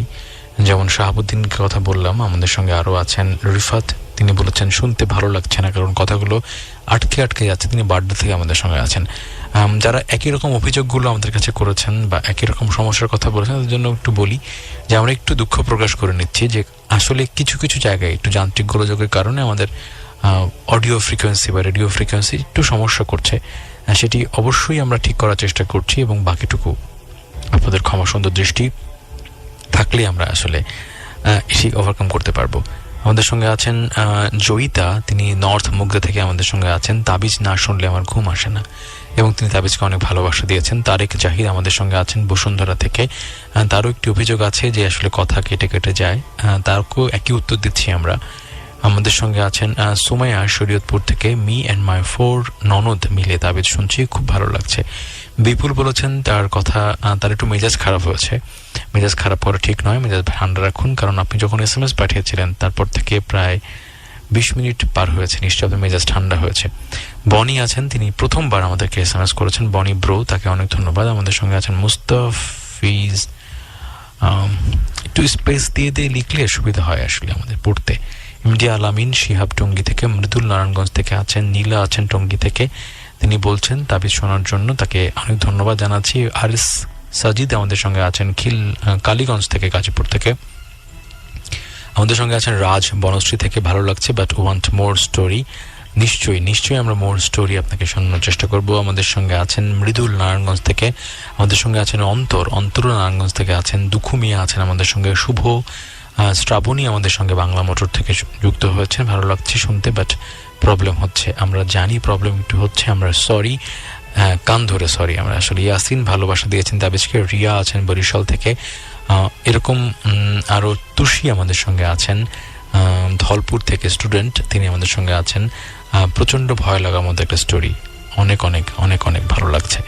আসলে ভয় মানুষকে মাঝে মধ্যে ভালো লাগার অনুভূতিও দেয়, কারণ মানুষের ইন্দ্রিয় যখন কোনো কিছুতে এনগেজ থাকে তখন তার মধ্যে সুখ অসুখ দুটি থাকে। আমরা একটু ফেসবুকে যাই, যারা আমাদের অনেকক্ষণ ধরে লিখছেন কোনো জবাব পাচ্ছেন না তাদের কাছে আগেই সরি বলেছি আমরা। নীরব হোসেন সোহাগ আমাদের সঙ্গে আছেন আশুলিয়া থেকে, তিনি আমাদের শুনছেন। এমডি বাবু এপি, তিনি আমাদের শুনছেন। রাতের আলো অনেকবার লিখেছেন। মারজুক আমাদের সঙ্গে আছেন। এমডি হৃদয় আমাদের সঙ্গে আছেন, বলেছেন ভালো লাগছে। শিবলু খান আমাদের সঙ্গে আছেন। তানিশা ঈশা আমাদের সঙ্গে আছেন। আমাদের সঙ্গে কাকে দেখছি আমরা, এমডি শাহিন আলম শাহিন, তিনি আমাদের সঙ্গে আছেন। এসবি বাবু, তিনি 1 ঘন্টা আগে মানে শো শুরু হওয়ার সঙ্গে সঙ্গে SMS লিখেছিলেন যে অনেকদিন ধরে তাবিজ শুনি কিন্তু এই স্টোরিগুলো মাঝে মাঝে শর্ট হয়ে যায়, তার ভালো লাগে না, তিনি একটু সিলেক্টিভ আরো বেটার স্টোরি শুনতে চেয়েছেন। যখন তিনি শুনতে চেয়েছিলেন তারপর থেকে 1 ঘন্টা পার হয়েছে। আমার কেন জানি মনে হচ্ছে আজকে আমাদের শোটা মানুষকে একটু হলেও অন্যান্য দিনের চেয়ে ভিন্ন অভিজ্ঞতা দিচ্ছে। যদি বাবু এখন আমাদেরকে শুনে থাকেন তাহলে আপনার কাছ থেকে আমরা ফিডব্যাক জানতে চাই। রাসেল খান, তিনি আমাদের সঙ্গে আছেন, ভালোবাসা জানিয়েছেন তাবিজের প্রতি। অনেক কমেন্টস মানুষের। হাবিব আছেন আমাদের সঙ্গে, হাসিব আমাদের সঙ্গে আছেন, প্রথমবার শুনছেন। আর কেউ হৃদয়, এমডি জুনায়েত, রাসেল বাবুল, এমডি খায়রুল শেখ তালুকদার, তিনি সালাম জানিয়েছেন, অনেক অনেক ধন্যবাদ আপনাকে। আসিফ আল আকাশ তাবিজ তিনি শুনছেন আমাদের সঙ্গে থেকে এবং শুনতে শুনতে বাড়ি যাবেন। তিনি বাসে আছেন, সম্ভবত ঈদ করতে ফিরছেন বা কোনো একটা কাজে যাচ্ছেন তিনি। আর কে হৃদয় আমাদের সঙ্গে আছেন, এমডি মতিন ভুইয়া উত্তরা আমাদের সঙ্গে আছেন। কি যেন হাবিজাবি লিখেছেন, আপনাকে হাবিজাবি দিলাম আমরা আমাদের পক্ষ থেকে। ওকে, আমাদের সঙ্গে আছেন রাব্বি। আপনি আপনার গল্পের প্রস্তুতি নিন, আমরা কটা SMS পড়ে ফেলি এর মধ্যে, কারণ তাদের জন্য আমাদের আয়োজন এবং তারা যখন আমাদের সঙ্গে যুক্ত থাকেন, শোনেন এবং যখন তারা উত্তর পাঠান আমাদের অনেক বেশি ভালো লাগে। সবুজ JS জয় আছেন গাজীপুরের কালিয়াকোট থেকে, তাবিজ শুনছেন এবং তার অনেক ভালো লাগছে। অন্তররাজ, অবুজ মন, শাহিন আলম, পাগল মনের হৃদয় খান, এমডি রাসেল সিরাজদি খান উপজেলা থেকে শুনছেন, তার ভালো লাগছে। চন্দ্র আমাদের সঙ্গে আছেন গাজীপুর থেকে। এমডি আজিম মল্লিক বলেছেন, ভাই আপনাকে অগ্রিম ঈদ মোবারক। আসলে প্রত্যেককে ঈদ মোবারক জানাতাম, কারণ ঈদের আগে এটি আমাদের হয়তো বা শেষ অনুষ্ঠান, কারণ ঈদের মধ্যে আমাদের কিছু ঈদের আয়োজন আছে, সেখানে তাবিজ হবে না। তারপরে যখন ঈদ শেষ হবে, যখন কৃষ্ণবালক আবার ফিরে আসবে আপনাদের মাঝে রহস্যের চাল বুনতে, তখন আপনাদের সঙ্গে আমাদের আবারও দেখা হবে। আমরা শেষ করব একটু কয়েকটি শেয়ার কমেন্ট পড়ে, যেমন আর কে হৃদয় আমাদের সঙ্গে যুক্ত হয়েছেন এবং পোস্ট শেয়ার করেছেন। এমনি সোহাগ আমাদের সঙ্গে আছেন, শান্ত, আসিফ আল আকাশ উত্তরা পোস্ট শেয়ার করেছেন অনেকবার, অনেক ধন্যবাদ আপনাকে। আর রফিকুল ইসলাম ফরহাদ আমাদের সঙ্গে আছেন, আমাদের সঙ্গে পোস্ট শেয়ার করেছেন। সবুজ JS জয়, এমডি সনেট আমাদের সঙ্গে পোস্ট শেয়ার করে আরো অনেক মানুষকে যুক্ত করেছেন আমাদের এই আয়োজনের সাথে, এবং সে কারণেই প্রত্যেককেই আমাদের পক্ষ থেকে সাধুবাদ। জিসানকেও সাধুবাদ, শুভ মুন্সিকেও অভিনন্দন। আমি নিজেও এই পোস্ট শেয়ার করেছি আজকে এবং সেটিও আমরা দেখছি অনেকে কমেন্ট করেছেন এবং অনেকে এর সঙ্গে যুক্ত আছেন। আসিফ আল আকাশ শুনছেন আমাদের সঙ্গে, তাহমিনা মতিন ঝুমুর আছেন। আর কোনো কথা নয়, যে ঘটনাটি আমরা শুনছিলাম রাব্বির কাছ থেকে, সেটিতে ফিরতে চাই। রাব্বি, তারপর বিরতির আগে আমি যেটুকু বলছিলাম সেটা হচ্ছে যে তার ওই ঘটনাটার পরে সে আসলে এই ঘটনাটার রহস্য উন্মোচন করতে চাইছে, যে আসলে ঘটনাটা আমার সাথে কেন ঘটতেছে। আমাদের কাছে জিজ্ঞাসা করছে, কিন্তু তেমন কোনো সদুত্তর পায় নাই ওই হল সম্পর্কে, যে আসলে ওই রুমের ঘটনাটা কি ছিল বা কি। তো সে বলছে যে এই ঘটনাটা তো আসলে যে বলতে পারবে সেই মামাটা আসলে বর্তমানে ছুটিতে আছে, মানে হলের যে সবচেয়ে প্রবীণ যে মামাটা মানে কর্মচারী ছিল সে আসলে ছুটিতে আছে। তো অগত্যা তারে কি করতে হয়েছে, সে আবার আসলে সে বড় তো তার আসলে অন্য কোনো রুমে যে বা থাকা বা এরকম কিছু সে চাই নাই আসলে। এবং তার সবচেয়ে বড় কথা সে চাইছে যে ঘটনাটা আসলে কি ঘটতেছে আমার সাথে সেটাও সে আসলে জানতে চাইছে। যে সে মনে হইতেছে যে ওই মানুষ মানে সে যেই অস্তিত্বটা ফিল করতেছে তারাও মানে কোনো না কোনো ভাবে সে চাইতেছে তার কাছে কিছু না কিছু বলবে বা ধরা দিবে আর কি। তো পরের দিনে সে সারাদিনই রুমে ছিল আর কি। তো দুপুরের দিকের একটা ঘটনা, দুপুরের দিকে সে শুয়ে আছে এবং সে কি হয় ভয় বশত বলেন বা কিউরিওসিটি বশত সে কি হয় যে ওই ছবিটার দিকে তাকাইতে পারে না, সে উল্টা পাশে হয়ে শুয়ে আছে। আচ্ছা, তো যখন উল্টা পাশে শুয়ে আছে তখন সে হঠাৎ করে বুঝতে পারে যে তার মানে তার বেডের পাশে কিন্তু একটা স্পেস, তার পাশেই দেওয়াল, মানে বিশ্ববিদ্যালয়ের রুমটা অত বড় হয় না।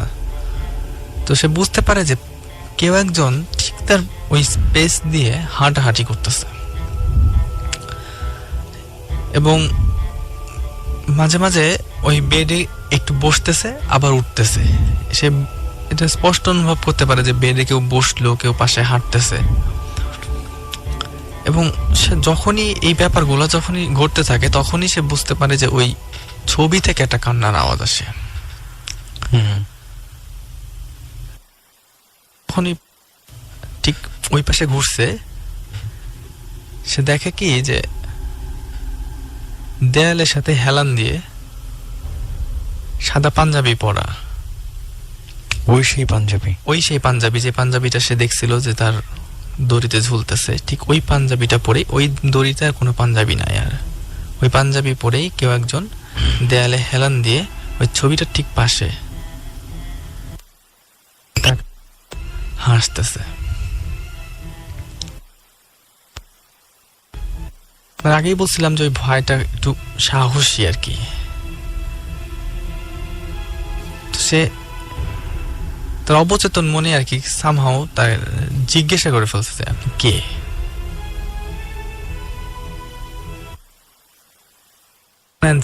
তো পাশে যে মানুষটা দাঁড়ায় আছে, সে যে হাসতেছিল, সে তার কথা হচ্ছে যে আমার রুমে তুমি কি করো।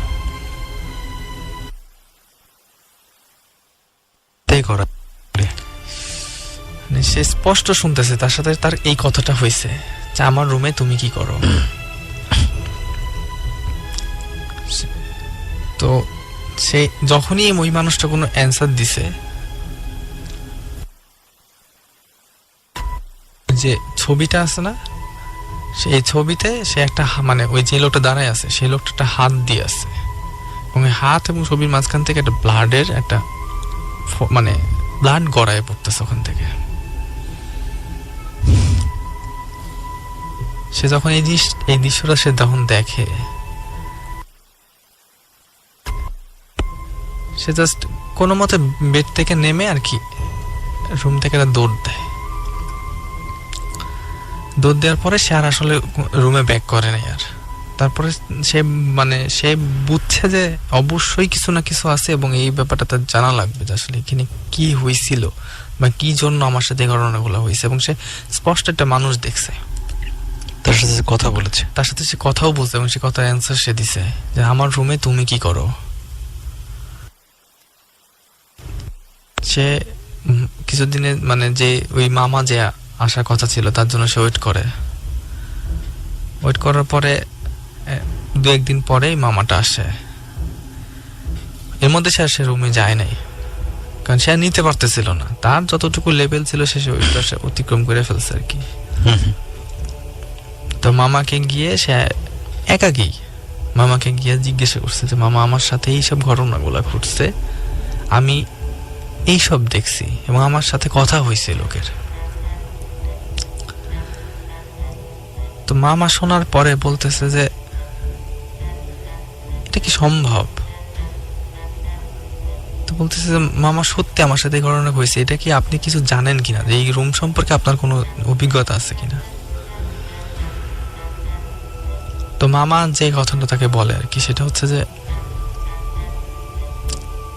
এই ঘটনাটা ঘটতেই পারে, কারণ হচ্ছে যে এই রুমে একটা সময়তে একটা বড় ভাই থাকতো আর কি।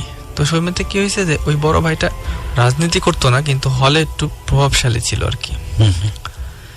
তো তার ইউনিভার্সিটিতে একটা ওই সময়তে তার একটা সম্পর্ক ছিল একটা আপুর সাথে আর কি।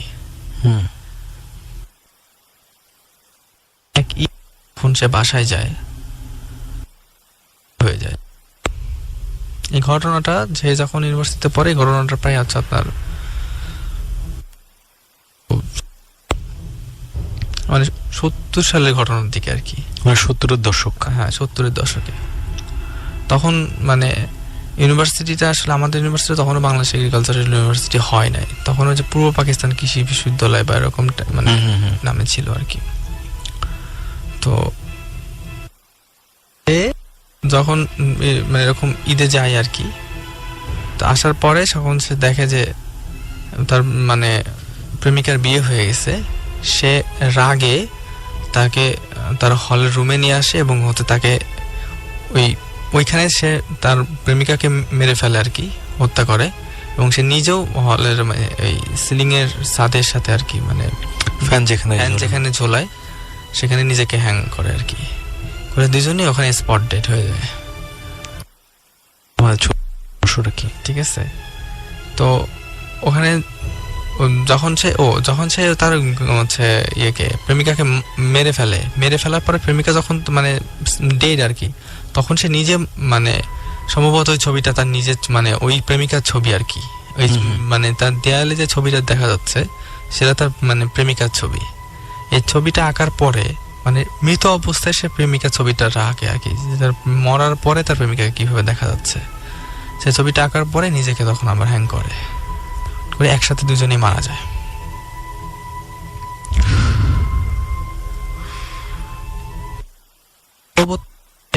হচ্ছে যে ওই ওরকম মামার কাছ থেকে তার হচ্ছে রেজিস্টার খাতা থেকে আর কি ছবিটা দেখে যে আসলে যারা মারা গেছিল মানে সেই লোকটা এবং পাঞ্জাবি পরে তার সামনে যে লোকটা দাঁড়াইছিল একদম হুবহু সেই লোক।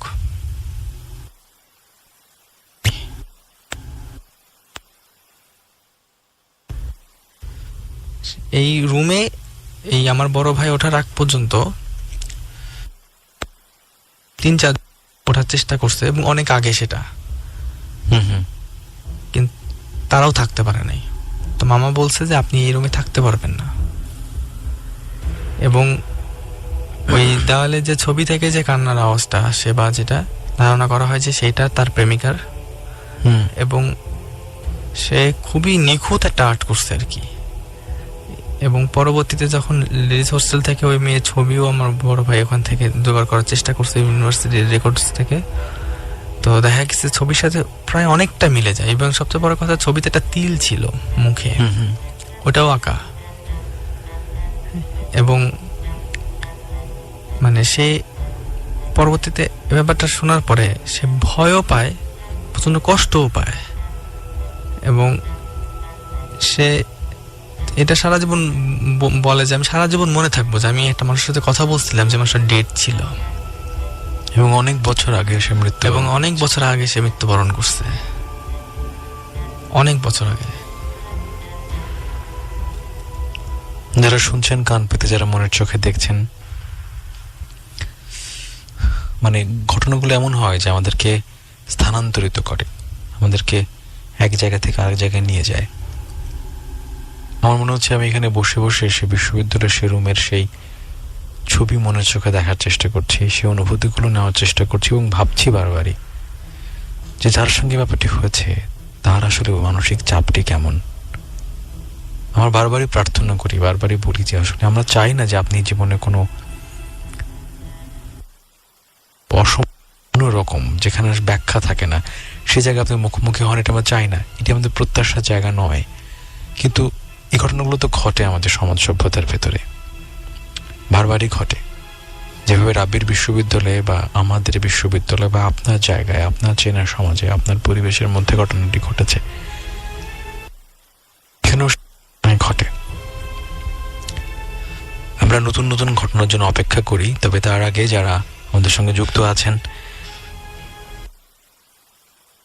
তাদের নাম 6969 নম্বরে টেক্সট করছেন, অনেকক্ষণ ধরে কথা বলার চেষ্টা করছেন, তাদের সাথে একটু কথা বলতে চাই। নাবিল আমাদের সঙ্গে আছেন নারায়ণগঞ্জ থেকে। যে ভাইয়া যে আর বোধহয় হলে থাকা হবে না, এরকম হয় কেন বলছি, সেটি হচ্ছে যে আমাদের বিশ্ববিদ্যালয়ে যখন পড়তাম তখন মাঝে মধ্যে কিন্তু কিছু ভয়ঙ্কর ঘটনা ঘটতো। মানে ভয়ঙ্কর মানে এরকম কেউ না কেউ ভয় পেত। ভয় পাওয়ার পরে যেটা হতো যে কিছুদিন ওই হলের সবার মধ্যে একটা ভয়, একটা ভীতি, একটা আতঙ্ক কাজ করত। কিন্তু বিশ্ববিদ্যালয়গুলোর হলগুলোর চরিত্র এমন যে আসলে এখানে এত বেশি কোলাহল, এত বেশি মানুষের পদচারণা এবং এত বেশি এন্টারটেইনমেন্ট, এই ঘটনাগুলো মানুষের আর বেশি দিন মনে থাকে না। তখন নতুন কোনো সুখবর বা নতুন কোনো সুখের স্মৃতি সেখানে আসে। তো সেক্ষেত্রে আমি বলবো যে আপনার বিশ্ববিদ্যালয়ে হলে থাকা হবে এবং আপনি নিশ্চয়ই সেটি ওভারকাম করতে পারবেন। সময় আমাদের সঙ্গে আছেন শরীয়তপুর থেকে। আজ তাবিজ অনেক দিনগুলোকে হার মানিয়েছে, আজ তাবিজ শুনছি, দারুণ লাগছে, থ্যাংক ইউ তাবিজ। ভয় পাচ্ছেন এবং তিনি তাবিজকে ধন্যবাদ জানিয়েছেন। এমডি নবাব লাবিব আছেন আমাদের সঙ্গে কুড়িগ্রাম থেকে। তাবিজ শুনতে ভালো লাগছে, বাট ভয় পাই না। আমরা চাই না আপনি ভয় পান। আমরা বারবারই বলি যে আমরা এখানে ভয় বিক্রি করি না, আমরা এখানে ভয় বেচার শো করি না, কাতুকুতু দিয়ে কাউকে হাসানোর বা আসলে ভয় দেখিয়ে কাউকে আহত করার চেষ্টা করি না। আমরা শুধু সমাজের শরীরের মধ্যে যে সমস্ত রহস্যের অন্ধকারগুলো আছে সেগুলোতে আলো ফেলার চেষ্টা করি। সেগুলোকে আপনাদের সামনে তুলে আনার চেষ্টা করি। ধরুন আপনার বন্ধু হয়ে কথা বলার চেষ্টা করি, আপনার স্বজন হয়ে কথা বলার চেষ্টা করি বা কথা বলানোর চেষ্টা করি। এই জন্য আপনারা যখন মাঝে মধ্যে ভয় পান না বলেন, তখন আমাদের বেশি ভালো লাগে যে ভয় পান না, সেটিও একটি ভালো লাগার বিষয়। শামসুদ্দিন আমাদের সঙ্গে আছেন সাউথ তারাবুনিয়া থেকে। তিনি বলেছেন SMS পড়লে খুব খারাপ লাগে। এটি আসলে একটি বিতর্কের জায়গা। একটি পক্ষ আছে বা একদল শ্রোতা আছে বা মনের চোখে দেখা দর্শক আছে যারা SMS করেছেন এটি আসলে না পড়লে তারা কষ্ট পান। আবার আরেকটি পক্ষ আছে যারা আসলে SMS পড়লে কষ্ট পান, কারণ SMS যখন পড়া হয় তখন গল্পের ফ্লোটি মাঝখান থেকে কেটে ফেলা হয়, অর্থাৎ সেখান থেকে মাঝখানে ইনসার্টস দিয়ে বা কমা দিয়ে দাড়ি দিয়ে আমাকে ঢুকতে হয়। এই বিতর্কটি আপনারাই করুন। আমি জানতে চাই যে আসলে আমরা যখন ঘটনা বলবো তখন SMS পড়বো নাকি কখন SMS পড়লে আপনাদের জন্য সুবিধা হয়, গল্প শোনাও হয়। কারণ SMS তো আমাদের পড়তেই হবে, কারণ আপনি যে SMSটি পাঠিয়েছেন সেটিও তো আপনার অভিজ্ঞতা বা আপনার অনুভূতি আমাকে জানাতে পেরেছেন, না হলে আপনি কিভাবে জানাতেন আমাকে যে আপনার ভালো লাগছে না বা খারাপ লাগে। সুতরাং আপনারা লিখতে পারেন CFM একটা স্পেস, আপনার নাম, আপনার টেক্সট পাঠাবেন 6969 নম্বরে। এই SMS নিয়ে তর্ক বা বিতর্ক যদি আপনার থেকে থাকে তাহলে সেটি আমরা জানতে চাই। আকাশ আমাদের সঙ্গে আছেন, তিনি লিখে বুঝতে পারছি না আমরা, আরেকটু রিফ্রেশ করি তাহলে অনেকগুলো SMS এসে। আচ্ছা, মিহাদ আমাদের সঙ্গে আছেন, ভয় লাগছে শুনছেন। জহুরা জাহান ঝর্ণা আমাদের সঙ্গে আছেন ধলপুর থেকে, যে হাই ভাইয়া শুনছি ভালো লাগছে, একটু পরপর শুনতে প্রবলেম হচ্ছে। এই অজুহাত, এই অভিজ্ঞতা, এই রকম অভিযোগ অনেকের। ইশপিশ রাব্বি আমাদের সঙ্গে আছেন মিরপুর থেকে, আমাদের সঙ্গে আছেন মুকাদ্দাস ব্রাহ্মণবাড়িয়া থেকে। ঈদ মোবারক ভাইয়া আমাদের সঙ্গে আছেন। আচ্ছা, জামালপুর থেকে একজন আছেন, জুনায়েদ টঙ্গী থেকে আছেন, তিনি প্রতি শনিবার আমাকে শোনেন। অর্জুন আছেন গাজীপুর থেকে, ভালোবাসা দিয়েছেন। নাবিলার কথা তো আগেই বলেছি আমরা। প্লাবন নাগরী, দাদা really awesome story, greeting well. আচ্ছা, আমরা একটু ফেসবুকের দিকে যাই, যে ফেসবুকে বন্ধুরা আমাদের সঙ্গে যুক্ত আছেন এবং তারা কি কি লিখছেন। আপনারা মাথায় রাখবেন যে আমরা যখন SMS পড়ি বা আমরা যখন আপনাদের কমেন্টসগুলো পড়ি তখন কিন্তু আমরা নতুন ঘটনা বলার প্লট তৈরি করি। কারণ একটা অভিজ্ঞতা আমার হয়েছে, সেটা হচ্ছে যে আপনি একটা না কিন্তু ভয়ও নিতে পারবেন না, একটা না সুখও নিতে পারবেন না। সুখের মাঝখানে যদি অসুখ না আসে তাহলে কিন্তু সুখটি বেশি মূল্যবান হয়ে ওঠে না আপনার কাছে। ধরে নিন না, যখন কৃষ্ণবলকে আপনাদের কথাগুলো বলে, আপনাদের SMS গুলো পড়ে, তখন সেটি অসুখের সময়, আবার অনেকের জন্য সেটি কিন্তু একইভাবে সুখেরও সময়। অনেক বন্ধু আমাদের পোস্ট শেয়ার করছেন, পোস্ট শেয়ার করে করে অনেক মানুষকে যুক্ত করছেন, যেমন তাহসান ইসলাম তামিম, সেজুতি হালদার পুতুল। তাহসান ইসলাম তামিম আরও বলেছেন আমাদের সঙ্গে। দেখি আর কে আছেন। নাহার ইসলাম, তিনি আমাদের পোস্ট শেয়ার করেছেন। আমাদের সঙ্গে আছেন আতাউর রহমান, RK হৃদয় অনেকবার, MD রফিকুল ইসলাম জনি, আরিয়ান খান, NSR, RK হৃদয়, MD সোহাগ, আসিফ আল আকাশের কথা তো বলেছি আমরা, তিনি বারবারই পোস্ট শেয়ার করছেন এবং আরো অনেক মানুষকে আমাদের সঙ্গে যুক্ত করছেন। আমাদের সঙ্গে নাহার ইসলাম আছেন, ভাই বিক্রমপুর থেকে শুনছেন। ফেরদৌস আহমেদ, ভালো লাগছে। হাসিব, ভয় লাগে না তো, আমি মানিকগঞ্জ থেকে আছি। বারবারই বলেছি ভয় লাগাতেও চাই আবার লাগাতেও চাই না। MD শাহিন আমাদের সঙ্গে আছেন। MD বাবু ইপি বলেছেন যে আমি শুনছি এয়ারপোর্ট থেকে, এবং তিনি তাবিজকে ভালোবাসা জানিয়েছেন এবং তাবিজকে ভালোবাসা জানানোর জন্য তাকে অনেক ধন্যবাদ। আমাদের সঙ্গে নীরব হোসাইন সোহাগ, হল রুমের ঘটনাটি অনেক ভালো লাগছে। রাসেল বাবুল আমাদের সঙ্গে আছেন, ইমরান হৃদয় আছেন আমাদের সাথে। আমাদের সঙ্গে আছেন তাহসান ইসলাম তামিম আমাদের সঙ্গে আছেন। ভাই আশা করি ভালো আছেন এবং অ্যাম্বুলেন্সের গল্প, হসপিটালের গল্প তিনি শুনতে চেয়েছেন। অন্যদিন শোনাবো, আজকে বিশ্ববিদ্যালয়ে আছি, আমার বিশ্ববিদ্যালয় কেন্দ্রিক ঘটনাগুলি একটু বলার চেষ্টা করি। রাসেল বাবুল আছেন আমাদের সঙ্গে, আরো অনেক এরকম আছেন। আমাদের হাতে সময় আছে আর মাত্র আধা ঘন্টা। বিরতি বাদ দিলে কৃষ্ণ বালক এই সপ্তাহের জন্য রাব্বিকে সাথে নিয়ে আপনাদের সঙ্গে আর মাত্র 30 মিনিট আছে। আপনারা চাইলে এই সময়ের মধ্যে আপনাদের জীবনে ঘটে যাওয়া কোনো অভিজ্ঞতার কথা আমাদের সঙ্গে শেয়ার করতে পারেন। আমরা দেখছি যে অনেক বন্ধু অনেক ঘটনা আমাদের কাছে লিখে পাঠাচ্ছেন, অনেক আমাদের ফোনও বাজছে ঘন ঘন, নিশ্চয়ই কেউ না কেউ ফোন করার চেষ্টা করছেন। তবে সবার কাছ থেকে একটু বিরতির বিরহ নেব, একটু দূরত্ব তৈরি হবে কৃষ্ণ বালকের সঙ্গে, এবং যখন আমরা ফিরে আসব তখন রাব্বি তার বিশ্ববিদ্যালয় জীবনে ঘটে যাওয়া আরেকটি ঘটনা আমাদের সঙ্গে শেয়ার করবেন। আর তারপরে কৃষ্ণ বালক যদি সময় থাকে তার রহস্যের ভান্ডার থেকে ছোট্ট একটি রহস্য আপনাদের সঙ্গে উপস্থাপন করবে। এই মুহূর্তে বিরতি। The Beach.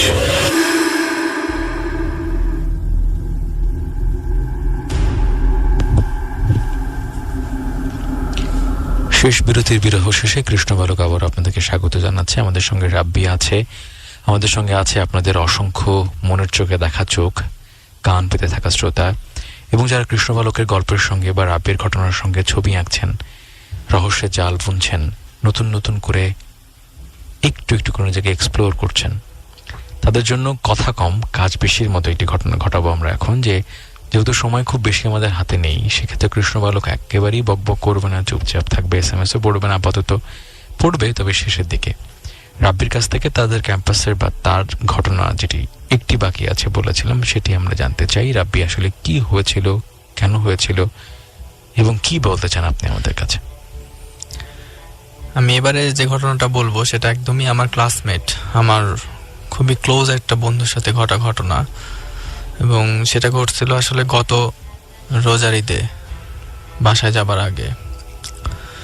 তো আমাদের কি হয়েছিল, আমাদের যে মাস্টার্সের ফার্স্ট সেমিস্টার যে পরীক্ষাটা হয় সেটার জন্য আমাদের ব্যাচটা আর কি ক্যাম্পাসে একটু বেশি দিন স্টে করতে হয়েছিল। তো সেই কারণে সে ওকে হলে ছিল। হলের অবস্থাটা ঠিক এরকম ছিল যে আমরা ফ্লোরে 2 জন, এক ফ্লোরে 1 জন, এক ফ্লোরে 2 জন, ঠিক এরকম একটা সিচুয়েশন তৈরি হয় আর কি। তো আমার বন্ধুটার একটা অভ্যাস আছে যে সে রাতের বেলা ফোনটা নিয়ে বের হয় আর কি, সে কথা বলে আর কি। তো এরকম, এবং রাতের বেলা সে বাইরে মানে হলের বাইরে গিয়ে একটু খাওয়া দাওয়া করে আর কি। ইউনিভার্সিটি ক্যাম্পাসের আশেপাশে যে বাজারগুলো আছে সেখানে খাওয়া দাওয়া করে রাতের বেলা এসে ঘুমায় আর কি। তো আমাদের সেদিন আসলে কি হয়েছিল যে সেদিন আমাদের লাস্ট ডে আর কি। আমাদের গত সম্ভবত 16 তারিখকে না 17 তারিখে ঈদ ছিল, আমাদের 12 তারিখ পর্যন্ত ক্যাম্পাসে স্টে করতে হয়েছে আর কি। 13 তারিখে আমরা সবাই যাব, ঠিক 12 তারিখ রাতের ঘটনা, একটা রাতের ঘটনা, কিন্তু এটা পুরোটা রাত আমার ফ্রেন্ডের সাথে যে ঘটনাটা ঘটছে সেটা আসলে তার জীবনের সারাটা জীবন হয়তো মনে থাকবে, বা তাকে সারাটা জীবনই ব্যাপারটা নিয়ে একটা হন্টেড ফিলিংস দিবে আর কি। তো তার মুখ থেকে শোনা, সে ঠিক রাত 10:30 কি 11টা বাজে হল থেকে বের হয়। তো আমি নিজেও আসলে তখন ক্যাম্পাসে ছিলাম, আমি নিজেও যখন ওই সময়তে ক্যাম্পাসে ছিলাম আমি তখন বুঝতেছিলাম যে আসলে নিজের পায়ের আওয়াজই নিজের কাছে অপরিচিত লাগে, নিজের যাওয়া জায়গাগুলো নিজের কাছে খুবই অপরিচিত লাগতো আর কি। যে আসলে এটা আমার ক্যাম্পাস, আমি এই ক্যাম্পাসে আজকে 5 বছর ধরে হাঁটতেছি, কিন্তু আমার কাছে মনে হইতেছিল যে এই ক্যাম্পাসটা ঠিক আমার না। তো সে রাতে খাওয়া দাওয়া করে, আমাদের ওখানে একটা শেষ মোড় নামে জায়গা আছে, সে শেষ মোড়ে খাইতে যায় আর কি। তো শেষ মোড় যাওয়ার মধ্যে পরে হচ্ছে যে আমাদের খুব পুরাতন একটা বিল্ডিং আছে, নাম করিম ভবন, সেটা ক্রস করে সে যায় এবং খাওয়া দাওয়া করে ওখান থেকে আস্তে আস্তে তার প্রায় 11:30 কি 12:15 মতো বেজে যায়। তো সে কি করে যে সে ভাবে যে আবার হলে যাব, সে কথা বলতে বলতে সামনের দিকে হাঁটতে থাকে আর কি। আমাদের যে হেলথ কেয়ারটা আছে সেটা ক্রস করে সে হাঁটতে থাকে। তো সে কথায় এতটাই মগ্ন, সে আসলে তার আশেপাশে কোনো ব্যাপারে কোনো খেয়ালই করে নাই আসলে কি ঘটতেছে তার সাথে। 5 মিনিট 7 মিনিট ঠিক পরে সে হঠাৎ করে খেয়াল করে যে সে আমাদের ক্যাম্পাসের পাশ দিয়ে ব্রহ্মপুত্র নদী বয়ে গেছে, ব্রহ্মপুত্র নদ আর কি, যেটা আর কি। সে চাইছে যে আমাদের ওখানে রাস্তা আছে, পাশ দিয়ে ঘুরে সে হলের রাস্তায় ধরবে আর কি। তো 5 মিনিট পরে সে সামহাও খেয়াল করে যে সে আমাদের ওই ব্রহ্মপুত্র নদের পাশে তাল গাছ আছে, ঠিক সেইটার নিচে দাঁড়ায় আছে। তো কথা বলতে বলতে তার আসলে হুঁশ ফেরে আর কি। সে মানে সে ভাবে যে আসলে আমি কোথায়, আমি এখানে কেন, আমি তো এখানে আসতে চাই নাই। ইতস্তত বোধ করে আর কি। তো ঠিক সেই সময়তে সে হঠাৎ করে খেয়াল করে যে নদীর পানি তখন খুব ছিল আর কি। সেই সময়তে সে দেখে যে সামনে দিয়ে একটা কলার ভেলা আর কি, এবং তাতে সাদা কাফনে মোড়ানো কিছু একটা এসে ঠিক তার ওই ঘাটে এসে থামছে আর কি। আচ্ছা, তো সে প্রথমে খুব ভয় পায়, তারপরও সে ভাবে যে আসলে এই জিনিসটা কি আসলো এখানে। সে যার সাথে ঠিক কথা বলতেছিল তাকে লাইনে রেখেই বলে যে আচ্ছা তুমি কাইটো না, আমি একটা জিনিস দেখতে যাচ্ছি আর কি, যদি আমার কিছু হয় তুমি প্লিজ আমার ফ্রেন্ডদের ফোন দিও যারা হলে আছে।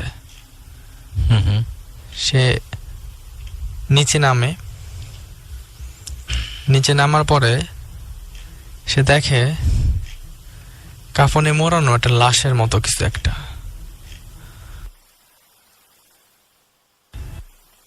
খুব সাহস সঞ্চয় করে সে লাশের মুখটা খোলে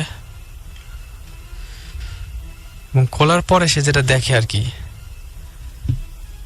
সেটা দেখে আসলে সে ওখানেই অজ্ঞান হয়ে যায়। পরবর্তীতে সে আমাদেরকে যেটা বলে, সে লাশের মুখটা খুইলা দেখে যে সে তার নিজের লাশটাই দেখতে পাইছে এখানে। সে নিজে কলার ভেলায় শুয়ে আছে এবং কাফনে মোড়ানো।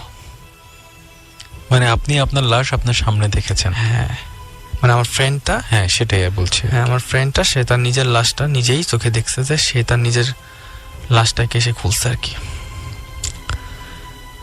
তো আমার ফ্রেন্ডের সাথে যে ফোনে ছিল আর কি, সে মানে অনেকবার হ্যালো হ্যালো বলছে, সে কোনো রেসপন্স করে নাই আর কি, কারণ ফ্রেন্ডটা তখন ফেইন্ট হয়ে গেছে আর কি।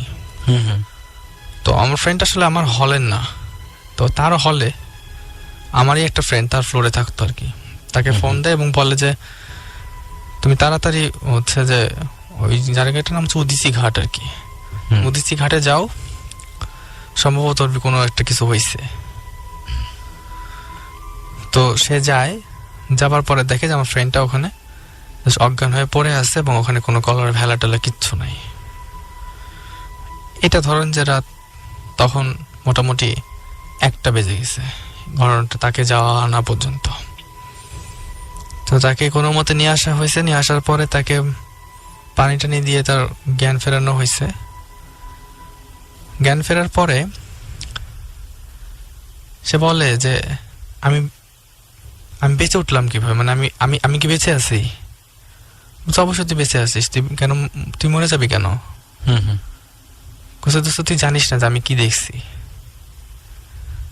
তখন সে কথাটা যখন বলতে যাবে তখন তার নিজেরই কাছে মানে কেউ একজন মনে হইতেছে যে তাকে এই কথাটা বলতে দিতে নিষেধ করলো আর কি, বা সে বললো না। আচ্ছা, সে শেয়ার করে না কথাটা আর কি। সে বলছে তুই কি আমার সাথে আজকে রাতে থাকবি? তো যে ফ্রেন্ডটা আমার গেছিল আর কি, সেই ফ্রেন্ডের আর কি একটা ফ্রেন্ড ঢাকা থেকে আমাদের ক্যাম্পাসে গেছে, ওরা কালকে আবার যাবে।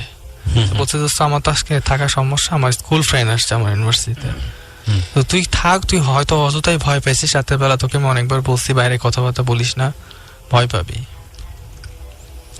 তো সে একাই ছিল আর কি রুমের মধ্যে, সে কোনো মতে ঘুমানোর একটা চেষ্টা করতেছে আর কি। তো সে রুমের লাইট জ্বালায় রাখছে, লাগাইতে সে একটু মানে জ্বালায় রাখছে এবং সে তার চোখটা একটু লেগে আসছে। সেই অবস্থাতে সে ডান কাতে যখন ফেরে, তার পাশেই একটা লাগোয়া বেড ছিল আর কি তার রুমমেটের। সে যখন মানে ওই ঘুম চোখে হঠাৎ করে সে দেখে যে ওই পাশে বেডে ঠিক ওই কলার ভেলায় যেরকম তার লাশটা ছিল কাফনে মোড়ানো, তার লাশই কাফনে মোড়ানো অবস্থা ওই পাশে শুয়ে আছে। এটা মানে করা যায় কিভাবে আসলে? আপনি চিন্তা করেন যে আমার ফ্রেন্ডটার সাথে আসলে সেদিন রাতে কি ঘটতেছিল, একটার পর একটা ঘটনা। মানে সে পুরো ডেড মানুষ যেভাবে রাখা হয়, তার নাকে মুখে তোলা, এবং সে ঠিক ওইভাবেই। আর সে যখন কলার ভেলাইতে থাকা অবস্থায় যেভাবে তার মুখটা খুলছিল, এবার ঠিক ওই অবয়বে আসছে যে তার মুখটা খোলা। এবং সে ওইটা দেখার পরে একটা চিল্লানি দিচ্ছে আর কি, মানে আল্লাহর রহমতে সেই চিল্লানিটুকু দিতে পারছে আর কি। কিন্তু আমার যে ফ্রেন্ডটা তার ফ্লোরে থাকে আর কি, সে আসলে ব্যাপারটা বুঝতে পারে না, কারণ হচ্ছে সে একটু দূরে, মানে তার রুমটা আসলে তার রুম থেকে একটু দূরে, ফ্লোরমেট হওয়ার পরে দূরে। বলতেছে যে কি সে চিল্লাইতেছে, কিন্তু তার কাছে নিজেই মনে হইতেছে যে তার আওয়াজটা বাইরে যাচ্ছে না। মাঝে মাঝে আমরা একটা কথা বলি না, যে ঘুমের মধ্যে আমাদের যে যে বোবাই ধরে বা এরকম টাইপের কিছু একটা মনে হয় যে আমরা অনেক চেষ্টা করতেছি অনেক কিছু থেকে, কিন্তু নিজেকে ছাড়াইতে পারি না। কিন্তু তার কাছেও মনে হইতেছে ঘটনাটা এরকম, যে সে চিৎকার চেঁচামেচি করতেছে বা সে চাইতেছে মানে ওই জায়গাটা থেকে বের হয়ে আসার জন্য, কিন্তু সে পারতেছে না। কিন্তু সে সত্যি সত্যিই তাকে মানে ওই পাশে সেটা দেখছে। কারণ এই ঘটনাটা আমরা কিন্তু মানে আমাদের কাছে মনে হতে পারতো যে তাকে হয়তো বোবাই ধরছে, কিন্তু তার আগের ঘটনাটা আপনি চিন্তা করে দেখেন, সে কিন্তু কলার ভেলায় নিজের লাশ নিজের মুখে মানে নিজের মুখটা খুলে সে দেখছে। আমারই ফ্রেন্ড তাকে অজ্ঞান অবস্থায় নদী পার থেকে তাকে নিয়ে আসছে। সে শুইছে রুম, আমার ফ্রেন্ডটা যাওয়ার পরে সে আবার নিজের লাশটা নিজের পাশের বেডে দেখছে, এবং তখন সে দেখছে এবং সে তখনও সে দেখছে, এবং সে তখনও পর্যন্ত জিনিসটা ডিসঅ্যাপিয়ার হয় না তার চোখের সামনে থেকে। এবং সেটা সে কন্টিনিউয়াসলি চেষ্টা করতেছে সেই জায়গা থেকে গেট মানে আসার। ঠিক এরকম অবস্থাতে সে পুরোটা রাত তার ওরকম ভাবে যাইতেছে আর কি। এরকম হঠাৎ করে যখন ফজরের আজান দেয় আর কি, সে সারাটা রাত ওই জায়গাতে ওইভাবেই ছিল। আজান দেয়, যখন প্রথম আজানটা হয় তখন তার মনে হইলো যে তার শরীর থেকে কিছু একটা নেমে গেছে। মানে সে এতক্ষণ খুব ভারী অবস্থায় ছিল আর কি, তার হাত পা পুরো শরীরটাই মানে সে নড়াইতে পারতেছিল না, শুধু এক দৃষ্টিতে সে তার নিজের লাশটাকে দেখে যাইতেছিল। যখন আজানটা হয় তখন তার মনে হইতেছে যে তার হাত কেউ ছেড়ে দিছে, তার পা কেউ ছেড়ে দিছে, তার বুকের উপর থেকে কিছু একটা নেমে গেছে। এবং সে বুঝতে পারে যে তার মানে তাকায় দেখে যে তার হাতে মানে কেউ একজন ধরে থাকার যে একটা ছাপ সে বুঝতে পারছে। তার নিঃশ্বাসটা সে আবার ফ্লুয়েন্টলি নিতে পারতেছে। এবং সে পাশে বেড়ে যখন তাকায় তখন দেখে যে নিজের লাশটাও আর ওখানে নাই। এবং সে হাউমাউ করে কান্না শুরু করে এবং রুম থেকে দৌড় দেয়। দেওয়ার পরে যাই হোক ওর কি মনে হয়েছে, ও অজু করছে, তারপরে ফজরের সালাত আদায় করছে। করার পরে সে ফ্রেন্ডের কাছে আবার গেছে, ওই ফ্রেন্ডের কাছে দরজা ধাক্কায় তার যে পাশে আমার যে ফ্রেন্ডটা থাকে তার কাছে গেছে। যাওয়ার পরে সে বলে যে তুই আসার পরে আমার সাথে আবার এই ঘটনাটা ঘটে। এবং সে যখন আমাদের কাছে কথাটা বলে তখন সে আমাকে একটা কথা বলছে, যে সেটা হচ্ছে যে সে যখন ফোনে কথা বলতেছিল সে একদম ফুল ডিটারমাইন্ড ছিল যে সে হেলথ কেয়ারের পাশ থেকে বাম দিকে একটা রাস্তা চলে গেছে আমাদের হলে যাওয়ার জন্য। সে ভাবছে যে আমি একটু আগায় গিয়ে ওই দিক দিয়ে যাব, কিন্তু মানে সে পুরো সাবকনসিয়াস মাইন্ডে সে নিজেকে 5 থেকে 7 মিনিট পরে নিজেকে নদীর পারে হচ্ছে যে আবিষ্কার করে। কিন্তু সেই জায়গাতে 5 থেকে 7 মিনিটের মধ্যে নদীর পারে যাওয়া তার পক্ষে সম্ভব ছিল না। মানে এত দ্রুত এত এরকম পথ পাড়ি দেওয়া তার জন্য সম্ভব না। এবং সবচেয়ে বড় কথা হচ্ছে যে একটা ফাঁকা ক্যাম্পাস, এমনও তো না যে ধরেন যে ফুল ক্যাম্পাস চলতেছে বৃহস্পতিবারের রাত, অনেকেই দেখা যাচ্ছে যে নদীর পাড়টারে গিয়ে বসে টসে থাকে, ফ্রেন্ড সার্কেল মিলে গান বাজনা করে। এরকম ফাঁকা ক্যাম্পাসে এত সাহস বা এত ইনসেন্স কেউ না যে হুট করে নদীর পাড়ে যাবে একা একা। তারপর আবার সে ভাবে যে আমার না খেয়ালই নাই, মানে আমাকে কে ফোর্স করছে, আমাকে কে যে মোটিভেট করছে যে আমি ওই জায়গাতে যাবো, সে নিজেও সেটা জানতো না। সে ওখানে গেছে, যার পাশে সাডেনলি ওই কলার ভেলায় তার একটা লাশ আসা দেখছে।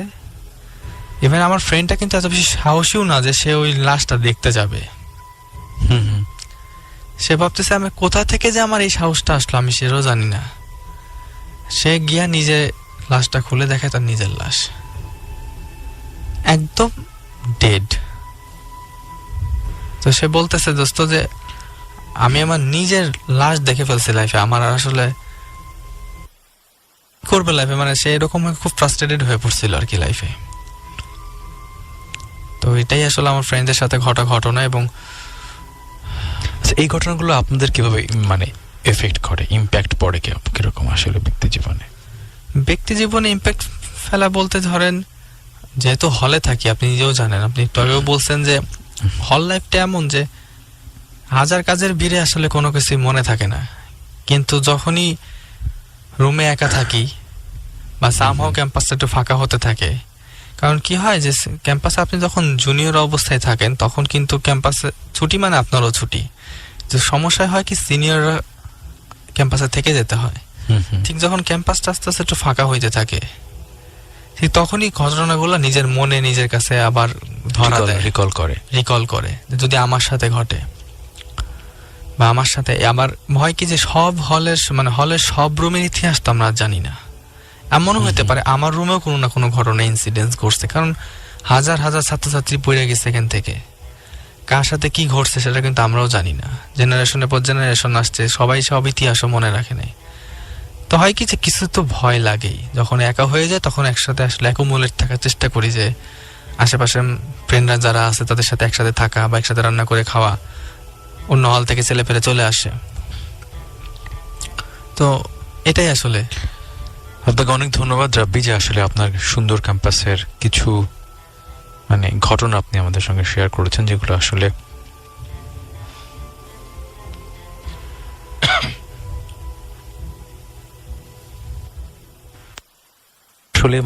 সুন্দরের মাঝখানে অনেক রহস্য তৈরি করেছে, অনেক ভয় তৈরি করেছে, অনেক ভীতি তৈরি করেছে, অনেক রকম প্রশ্নবোধক চিহ্ন তৈরি করেছে। যখন শুনছিলাম তখনই ভাবছিলাম, এবং যারা শুনছেন এখন পর্যন্ত বা যারা রাব্বির ঘটনা শুনেছেন, ওই যে বলি একটা কথা বারবারই, যে মনের চোখে দেখার চেষ্টা করা। আমি ওই মনের চোখে দেখছিলাম যে আসলে একটি বিশ্ববিদ্যালয় ক্যাম্পাসের এরকম ঘটনা যদি আসলে আপনার চোখের সামনে বা আপনার ব্যক্তি জীবনে বা আপনার সাথে ঘটে থাকে, তাহলে আপনার রিয়াকশনটা কেমন হবে, ইম্প্যাক্টটা কেমন হবে। একটি ঘটনা সামনে নিজেকে দেখা বা নিজের লাশ দেখা, এবারে আমাকে তাদের নিশ্চয় মনে আছে, যারা আজকে প্রথমবার মতো জয়েন করেছেন তাদের জন্য একটু বলি। সেটা হচ্ছে পৃথিবীর সবচেয়ে ভয়ঙ্কর দুঃস্বপ্ন আমার মনে হয়, বা ভয়ঙ্কর কোনো ঘটনা আমার মনে হয়, যে আয়না কোনো মাধ্যমে। ধরুন আপনি অচেনা কাউকে দেখলেন বা বিভৎস কোনো কিছু দেখলেন, আপনার ভয়ের অনুভূতি একরকম হবে, কিন্তু আপনি যখন আপনার সামনে আপনাকে দেখবেন, কোনো আয়না নেই, কোনো গ্লাস নেই, কোনো রিফ্লেকশন নেই, আপনি আপনার সামনে দাঁড়িয়ে আছেন এবং ওই মানুষটির গায়ের জামা আপনার গায়ের জামার সঙ্গে মিলছে না।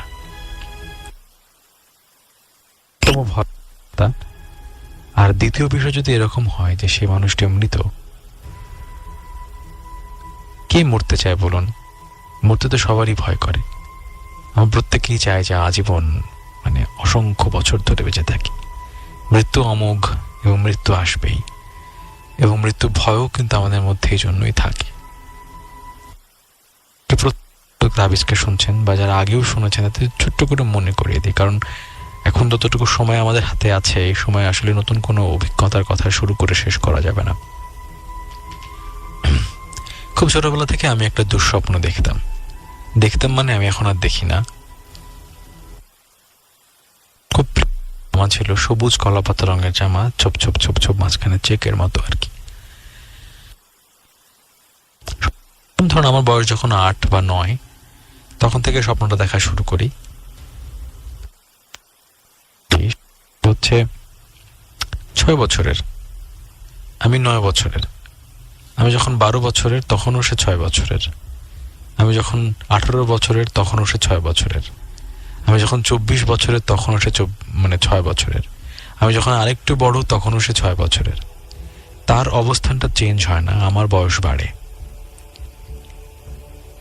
এবং সে যখন স্বপ্নে আমার সঙ্গে দেখা করতে আসে বা দেখা দেয়, ওই অভিজ্ঞতা আমার জন্য ভয়ানক ভয়ানক ভয়ানক ভয়ের এবং ভয়ানক অস্বস্তির।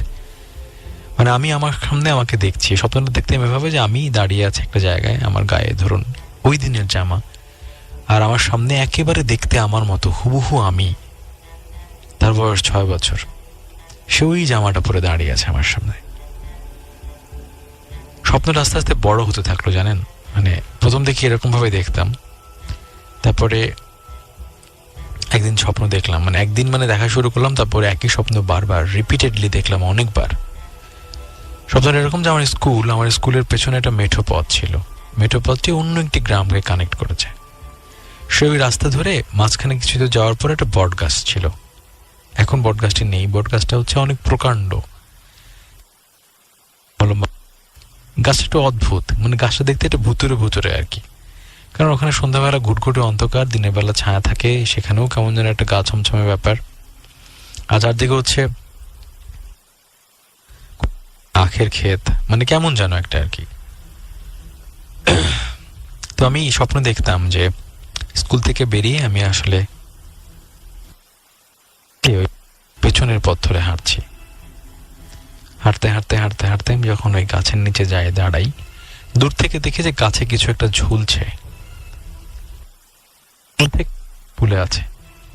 আমি যখন আস্তে আস্তে আস্তে আস্তে সেখানে আগাই, সামনে যখন যেয়ে দেখি যে আমার সেই সবুজ কলাপাতা রঙের জামা পরা 6 বছর বয়সের একটা বাচ্চা সেখানে গলায় দড়ি দিয়ে আত্মহত্যা করে চলছে।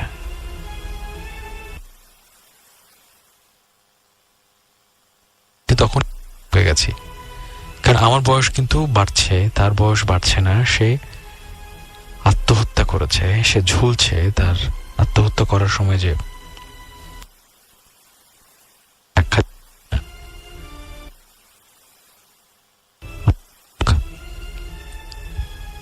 সে ঝুলে আছে।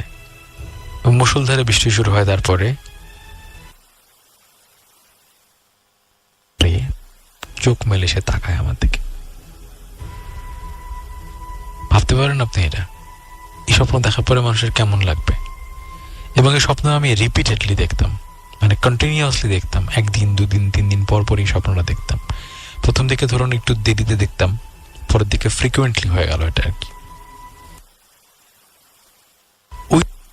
ওই মুহূর্তগুলো আমার কাছে এত বেশি রকমের অস্বস্তির মনে হতো যে আসলে আমার রাতটা কেন আসে, কেন আমি ঘুমোই, কেন আমি ঘুমিয়ে যাই। আমি যদি না ঘুমাই তাহলে স্বপ্নটা আমি দেখবো না, আর যদি ঘুমাই তাহলে এই স্বপ্ন দেখবো, স্বপ্ন দেখার পরে জেগে যাবো, অন্যকে জাগাতে পারবো না, আমার সেই মুহূর্তগুলো একা কাটাতে হবে। ওই দম বন্ধ করা একটা সফোকেটেড মুহূর্তগুলো আসলে আমার কাটাতে ইচ্ছে করতো না। এই জন্য অনেকক্ষণ ধরে জেগে থাকতাম, যখনই চোখ বন্ধ করতাম স্বপ্ন দেখতাম। তারপর একটা পর্যায়ে আমি আমার ফ্যামিলির সঙ্গে সেটা শেয়ার করি যে ব্যাপার আসলে এরকম হচ্ছে, এবং অনেক বছর পর শেয়ার করি। ততদিনে কিন্তু ভেতরে ভেতরে আমি, মানে বলে না যে মানুষ হেরে গেছে, পরাজিত হয়েছে, তো হেরে যাওয়া পরাজিত মানুষটা ফ্যামিলির সঙ্গে শেয়ার করি আমি। তো বাবা মা তো এগুলো শোনার পর কেমন করে, মানে তারা তো আর, তাদের আত্মারাম তো আর খাঁচায় থাকে না। ভয়ানক টেনশনে পড়ে গেল যে আসলে কি করা যায়, সাইকিয়াট্রিক দেখাবে নাকি কোনো কিছু করবে। তো গ্রামে বা গঞ্জে বা শহরে সব জায়গাতেই রহস্যের সমাধান কিন্তু প্রথমে মানুষ তাদের ধর্মীয় কায়দায় করার চেষ্টা করে। ইসলাম ধর্ম হলে ইসলামিক কায়দায়, হিন্দু ধর্ম হলে তার কায়দায়, অন্য ধর্ম হলে তার কায়দায়। তো প্রথমে যেটা করা হয় সেটা হচ্ছে আমার কোমরে একটা কালো রঙের ডোর যেটাকে বলি বা ধাগা, সেটা বেঁধে দেওয়া হয়। গলায় একটা তাবিজ দেওয়া হয়। আমি গলায় পড়তে চাইনি, তখন পরে গলা থেকে তাবিজটা খুলে আমার বাহুতে, মানে হাতে বেঁধে দেওয়া হয় আর কি। এবং বলা হয় যে তুমি কোনোভাবেই এটা আসলে হারাবে না, এবং যদি তুমি এটা হারিয়ে ফেলো তাহলে সঙ্গে সঙ্গে আমাকে জানতে হবে, অর্থাৎ যিনি তাবিজটা আমাকে দিয়েছেন তাকে জানতে হবে এবং তাকে দ্রুত সেটা রিপ্লেস করতে হবে। একটা ঝামেলা আছে, কোনো কিছু তোমাকে টার্গেট করছে আর কি। তো ধরো দুষ্টু জিন বা এরকম তো অনেক কিছু থাকে, তারা একটু ঝামেলা করতেছে আর কি। এবং যেটা হয় যে আসলে আমি ওই তাবিজটা পড়ার পর আমি আর দুঃস্বপ্নটা দেখতাম না। তখনও কিন্তু আমি খুব বেশি বড় হয়ে যাইনি আসলে, যে নিজেকে ভয়াবহভাবে কনভিন্স করব বা আমি এগুলো নিয়ে খুব বেশি ডিপলি পড়াশোনা করব যে আসলে কেন এটা হয়, এটা সাইকিয়াট্রিক ব্যাখ্যা কি, সাইকোলজিক্যালি কিভাবে সেটা ওভারকাম করা যায়, সে সম্পর্কে আমাদের খুব বেশি ধারণা তখন নেই আর কি।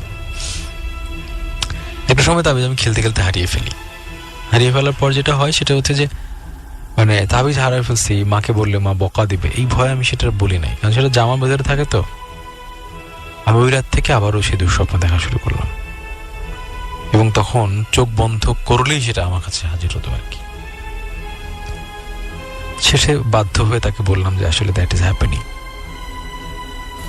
তখন সে আবার একটা তাবিজ দেয় এবং সেটি একসময় বন্ধ হয়ে যায়। এর মধ্যে আমি বড় হয়েছি, তখন আমি আসলে সাইকোলজিক্যালি ব্যাপারটা ডিফেন্ড কীভাবে করতে হয় সেটাও শিখেছি, এবং সেই বিষয়গুলোই আসলে মানুষকে শেষ পর্যন্ত ভয়কে জয় করতে শেখায়। ওই যে ভয়কে জয় করার যে বিদ্যা কৃষ্ণবালক শেখাতে চায় আপনাদেরকে, সেটিও কিন্তু এরকমই একটি কথা। রাব্বির কাছ থেকে আমার বিদায় নিতে চাই।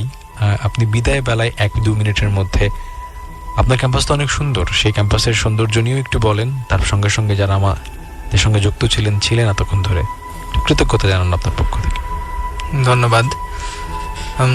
আমার ক্যাম্পাসটাকে আসলে বলা হয় যে প্রকৃতি কন্যা, কারণ একটা ক্যাম্পাসের মধ্য দিয়ে একটা নদী গেছে। আমার ইউনিভার্সিটিতে বাংলাদেশের দ্বিতীয় বৃহত্তম বোটানিক্যাল গার্ডেন, বাংলাদেশের বৃহত্তম জাম প্লাজম সেন্টার এবং পরমাণু কৃষি গবেষণা কেন্দ্র এবং বাংলাদেশ মৎস্য গবেষণা কেন্দ্র এবং সবচেয়ে মিলে একটা সবুজের অভয়ারণ্য আর কি। তো সেখানে মাঝে মধ্যে ভয়ের ঘটনা থাকে, ভয়ের ঘটনাও থাকে। তো আমি সবাইকে বলবো যে আমার নিজের লাইফের না হলেও আমার কাছের মানুষের সাথে ঘটে যাওয়া ঘটনাগুলো আপনারা ধৈর্য সহকারে শুনছেন। আপনার সবাইকে ধন্যবাদ। সময় পেলে অবশ্যই আমার ক্যাম্পাসে আসবেন, ঘুরে যাবেন, ভালো লাগবে। ধন্যবাদ সবাইকে। আপনাকে অনেক ধন্যবাদ জানাচ্ছি ক্যাপিটাল এফএম 94.8 এর পক্ষ থেকে। তবে আমাদের সময় এখনো শেষ হয়নি, আরো 5-6 মিনিট আপনাদের সঙ্গে আছি। 5-6 মিনিট কোনো রকম রহস্য নয়, কোনো রকম ভৌতিক কোনো কিছু, প্রাকৃত কোনো কিছু নয়। কারণ যখন মানুষ অনেক বেশি রহস্যের মধ্যে থাকে তখন রহস্যটি শেষ পর্যন্ত কাটিয়ে ফেলতে হয়। না হলে এই রেশ নিয়ে আপনারা যখন ঘুমোতে যাবেন, আমি চাই না সেই মুহূর্তগুলো আপনাদের আমার মতো ভয়ের হোক বা অন্য কারোর মতো আতঙ্কের হোক। এখন একটু অন্য কথা, আপনাদের SMS গুলো পড়তে চাই। আমাদের সঙ্গে আছেন কান্ত, গাজীপুর থেকে বলেছেন যে ভাইয়া, তিনি বলেছেন যে অনেক ভালো লাগছে গল্পগুলো, সাউন্ড যদি আর একটু ভয়ানক করা হয় তাহলে ভালো। আপনার পরামর্শটি আমরা গ্রহণ করলাম, জানলাম এবং মানার চেষ্টা করবো। নাবিলা নারায়ণগঞ্জ থেকে আছেন যে ভাইয়া, কিছুদিন আগে তার সাথে নাকি এরকম একটি ঘটনা ঘটেছে। তিনিও নিজেকে স্বপ্নে দেখেছেন একটা মেয়ে হুবহু তার মতো, তবে সে আমায় নিয়ে যেতে চাচ্ছিল। ভীষণ ভয় পেয়েছিলাম। আমি জানি যে এই বিষয়গুলো অনেক ভয়ানক। মোস্তফা গাজীপুর থেকে আমাদের সঙ্গে আছেন, তিনি বলেছেন যে জোস তাবিজ, অনেক ধন্যবাদ। আমাদের সঙ্গে আছেন ফারিহা শরীয়তপুর থেকে। আজ কেন জানি তাবিজের খুব ভালো লাগছে, আজকের স্টোরিগুলো অন্যরকম এবং অন্য দিনের চেয়ে একটু ডিফারেন্ট। আপনাকে অনেক ধন্যবাদ জানাচ্ছি আপনার এই সুন্দর এসএমএসটি করার জন্য আমাদের কাছে। সাইফুল আমাদের সঙ্গে আছেন, এমনি সোহাগ আছেন বাড়িধারা থেকে। ঈদ মোবারক জানিয়েছেন কৃষ্ণবালককে আগে ভাগেই, এবং তিনি বলেছেন অনেক অনেক ভয় পাই, তাই তিনিও শুনছেন। ভয় পেতেও মানুষ যে পছন্দ করে সেটি তাবিজ করতে না আসলে বুঝতে পারতাম না। আমরা সবসময় ভেবেছি যে ভয় থেকে আমরা দূরে পালিয়ে বেড়াই। সাইফুল আমাদের সঙ্গে আছেন, তিনি আমাদেরকে ভালোবাসা জানিয়েছেন এবং ক্যাপিটাল এফএমকেও ভালোবাসা জানিয়েছেন। আর কে নাসিম বলেছেন যে ভাই আজকে প্রত্যেক স্টোরিগুলো শুনে ভয় পেয়েছেন। আচ্ছা, আছেন এরকম আরো অনেক বন্ধু যারা ভয় পাচ্ছেন এবং ভয়কে জয় করার চেষ্টাও করছেন। একটু ফেসবুকে যাই, যারা ফেসবুকে আমাদের সঙ্গে ছিলেন তাদের কথাগুলো তো জানাতে চাই সবাইকে, কারণ বলেছি এখন আর কোনো রহস্য নয়, রহস্য শেষ। এখন আপনাদের কথাগুলো বলতে চাই, এবং এটিও কিন্তু আপনাদের কথা মেনেই বলছি আমি, কারণ কিছু মানুষ পরামর্শ দিয়েছিলেন যে ঘটনা যখন বলবো তখন যেন SMS বা কমেন্টস না পড়ি, শেষ করার পরে যেন পড়ি। আমরা একেবারে শেষ একটি কমেন্ট দিয়ে শুরু করতে চাই। এমডি সুজন খান আছেন যে ভাই আমরা 3 জন মিলে শুনছি, সুজন, ইমন এবং নাইম। তানভীর হাসান দুর্য আছেন, হ্যালো ব্রো। আপনাকেও hello bro. Mohiuddin Jahangir miss করেছেন তিনি, আসলে আপনি আজকে মিস করেছেন, আজকে তাবিজটি অন্যরকম ছিল। লোকমান হোসেন আছেন আমাদের সঙ্গে, সজীব আহমেদ, তিনি বলেছেন এখন থেকে প্রতি শনিবার তিনি আমাদেরকে শুনবেন। জানি একবার তাবিজে কান পাতলে মনের চোখ খুলে যায়, তখন আসলে শনিবারের জন্য মানুষ প্রতীক্ষায় থাকে। মোহাম্মদ সৌরভ আমাদের সঙ্গে আছেন ময়মনসিংহ থেকে, একটু সাউন্ডের প্রবলেমের কথা বলেছেন, চেষ্টা করছি আমরা সমাধান করার জন্য। সজীব আহমেদ, ক্যাম্পাসের ঘটনাগুলো তার অনেক বেশি ভালো লেগেছে। মোহাম্মদ সৌরভ, তিনি বলেছেন আমি এবং আমার ভাইয়া সুমন শুনছি ময়মনসিংহ থেকে, অনেক ভালো লাগছে। সে যদি হালদার পুতুল ভালো লাগছে। আমিও আসতে চাই, আমরাও চাই আপনি এখানে আসুন, তবে আগে আপনাকে আমাকে চিনতে হবে, অর্থাৎ আপনাকে চেনানোর দায়িত্ব আপনার নিজের। আপনি আমাদের ইনবক্সে যাবেন, ইনবক্সে আপনি ঘটনা লিখে পাঠাবেন, আপনার ছোট্ট করে পরিচয় জানাবেন, এবং অবশ্যই আপনি এখানে আসতে পারবেন যদি আপনার ঘটনাগুলো আমাদের কাছে পছন্দ হয়। ওকে, সজীব আহমদ বলেছেন আমার পাবনার সাথী থেকে শুনছেন, শহীদুল ইসলাম শুনছেন, আশরাফুল ইসলাম আশিক শুনছেন, শরীফুল ইসলাম শুনছেন, মেহেদি হাসান ইমরান শুনছেন, মোহাম্মদ এমডি লিমন হুসাইন শুনছেন, এবং এমডি রায়ানও তিনি আমাদের সঙ্গে আছেন, আমাদের সঙ্গে আছেন। বাহ, অনেক বন্ধু মিলে শুনছেন। হৃদয় খান আমাদের সঙ্গে আছেন, তার কথা বলেছি আমরা। নাভিদ আমিন অনিক, তিনি কেরানীগঞ্জ থেকে শুনছেন, আমাদেরকে শুনেছিলেন এতক্ষণ ধরে। দেখি আরো কে কমেন্ট করেছে, কারণ কমেন্ট এত বেশি যে কমেন্ট পড়ার জন্য শুধুমাত্র একটি এপিসোড দরকার হবে। আরিফ খান রুমন বলেছেন ভালো লাগছে। ব্রেভো বয় তানভীর, তিনিও বলেছেন যে ভালো লাগলো আজকে। আশা করি এই ভালো লাগার রেস্ট আপনাদের মধ্যে থাকবে, কারণ আমরা চাই না যে ভয়ের, আতঙ্কের, দুর্যোগের, দুঃসময়ের রেস্ট নিয়ে আপনারা এই শো শেষ করেন বা এই শো শুরু করেন। আগে বলেছি ঈদের আগে এইটি তাবিজের শেষ পর্ব। কৃষ্ণবালক থাকছে না আপনাদের ইট কাঠের পাথরের শহরে। কৃষ্ণবালক তার মায়ের কাছে ফিরবে ঈদ করার জন্য, তার বাবার কাছে যাবে ঈদ করার জন্য, তার পরিবারের কাছে যাবে ঈদ করার জন্য। যদি আমরা একই পথে থাকি, যদি একইভাবে রহস্যকে ভালোবাসি, যদি একইভাবে আমরা রহস্যের জাল বুনতেই থাকি, তাহলে গুনে গুনে 7 দিন পর নয়, গুনে গুনে আরো হয়তোবা 15 দিন পরে কৃষ্ণবালক ফিরে আসবে ক্যাপিটাল FM 94.8 আপনাদের কানের অন্দর দিয়ে মনের বন্দরে পৌঁছবে, মনের চোখ খুলে দেবে, যেখান থেকে আপনারা রহস্যের জাল বুনতে শুরু করবেন। কৃষ্ণবালকের সঙ্গে সেদিন হয়তো নতুন কোনো মানুষ থাকবে অতিথি হিসেবে, এবং তার কথাগুলো আপনি আপনাদের জীবন দিয়ে অনুভব করবেন, মনের চোখে দেখবেন, এবং সবকিছু মিলিয়ে রহস্যের সঙ্গে থাকবেন, ক্যাপিটাল FM এর সঙ্গে থাকবেন। আজকের মতো এখানে শুভরাত, এবং অগ্রিম সবাইকে অনেক অনেক বেশি ঈদ মোবারক।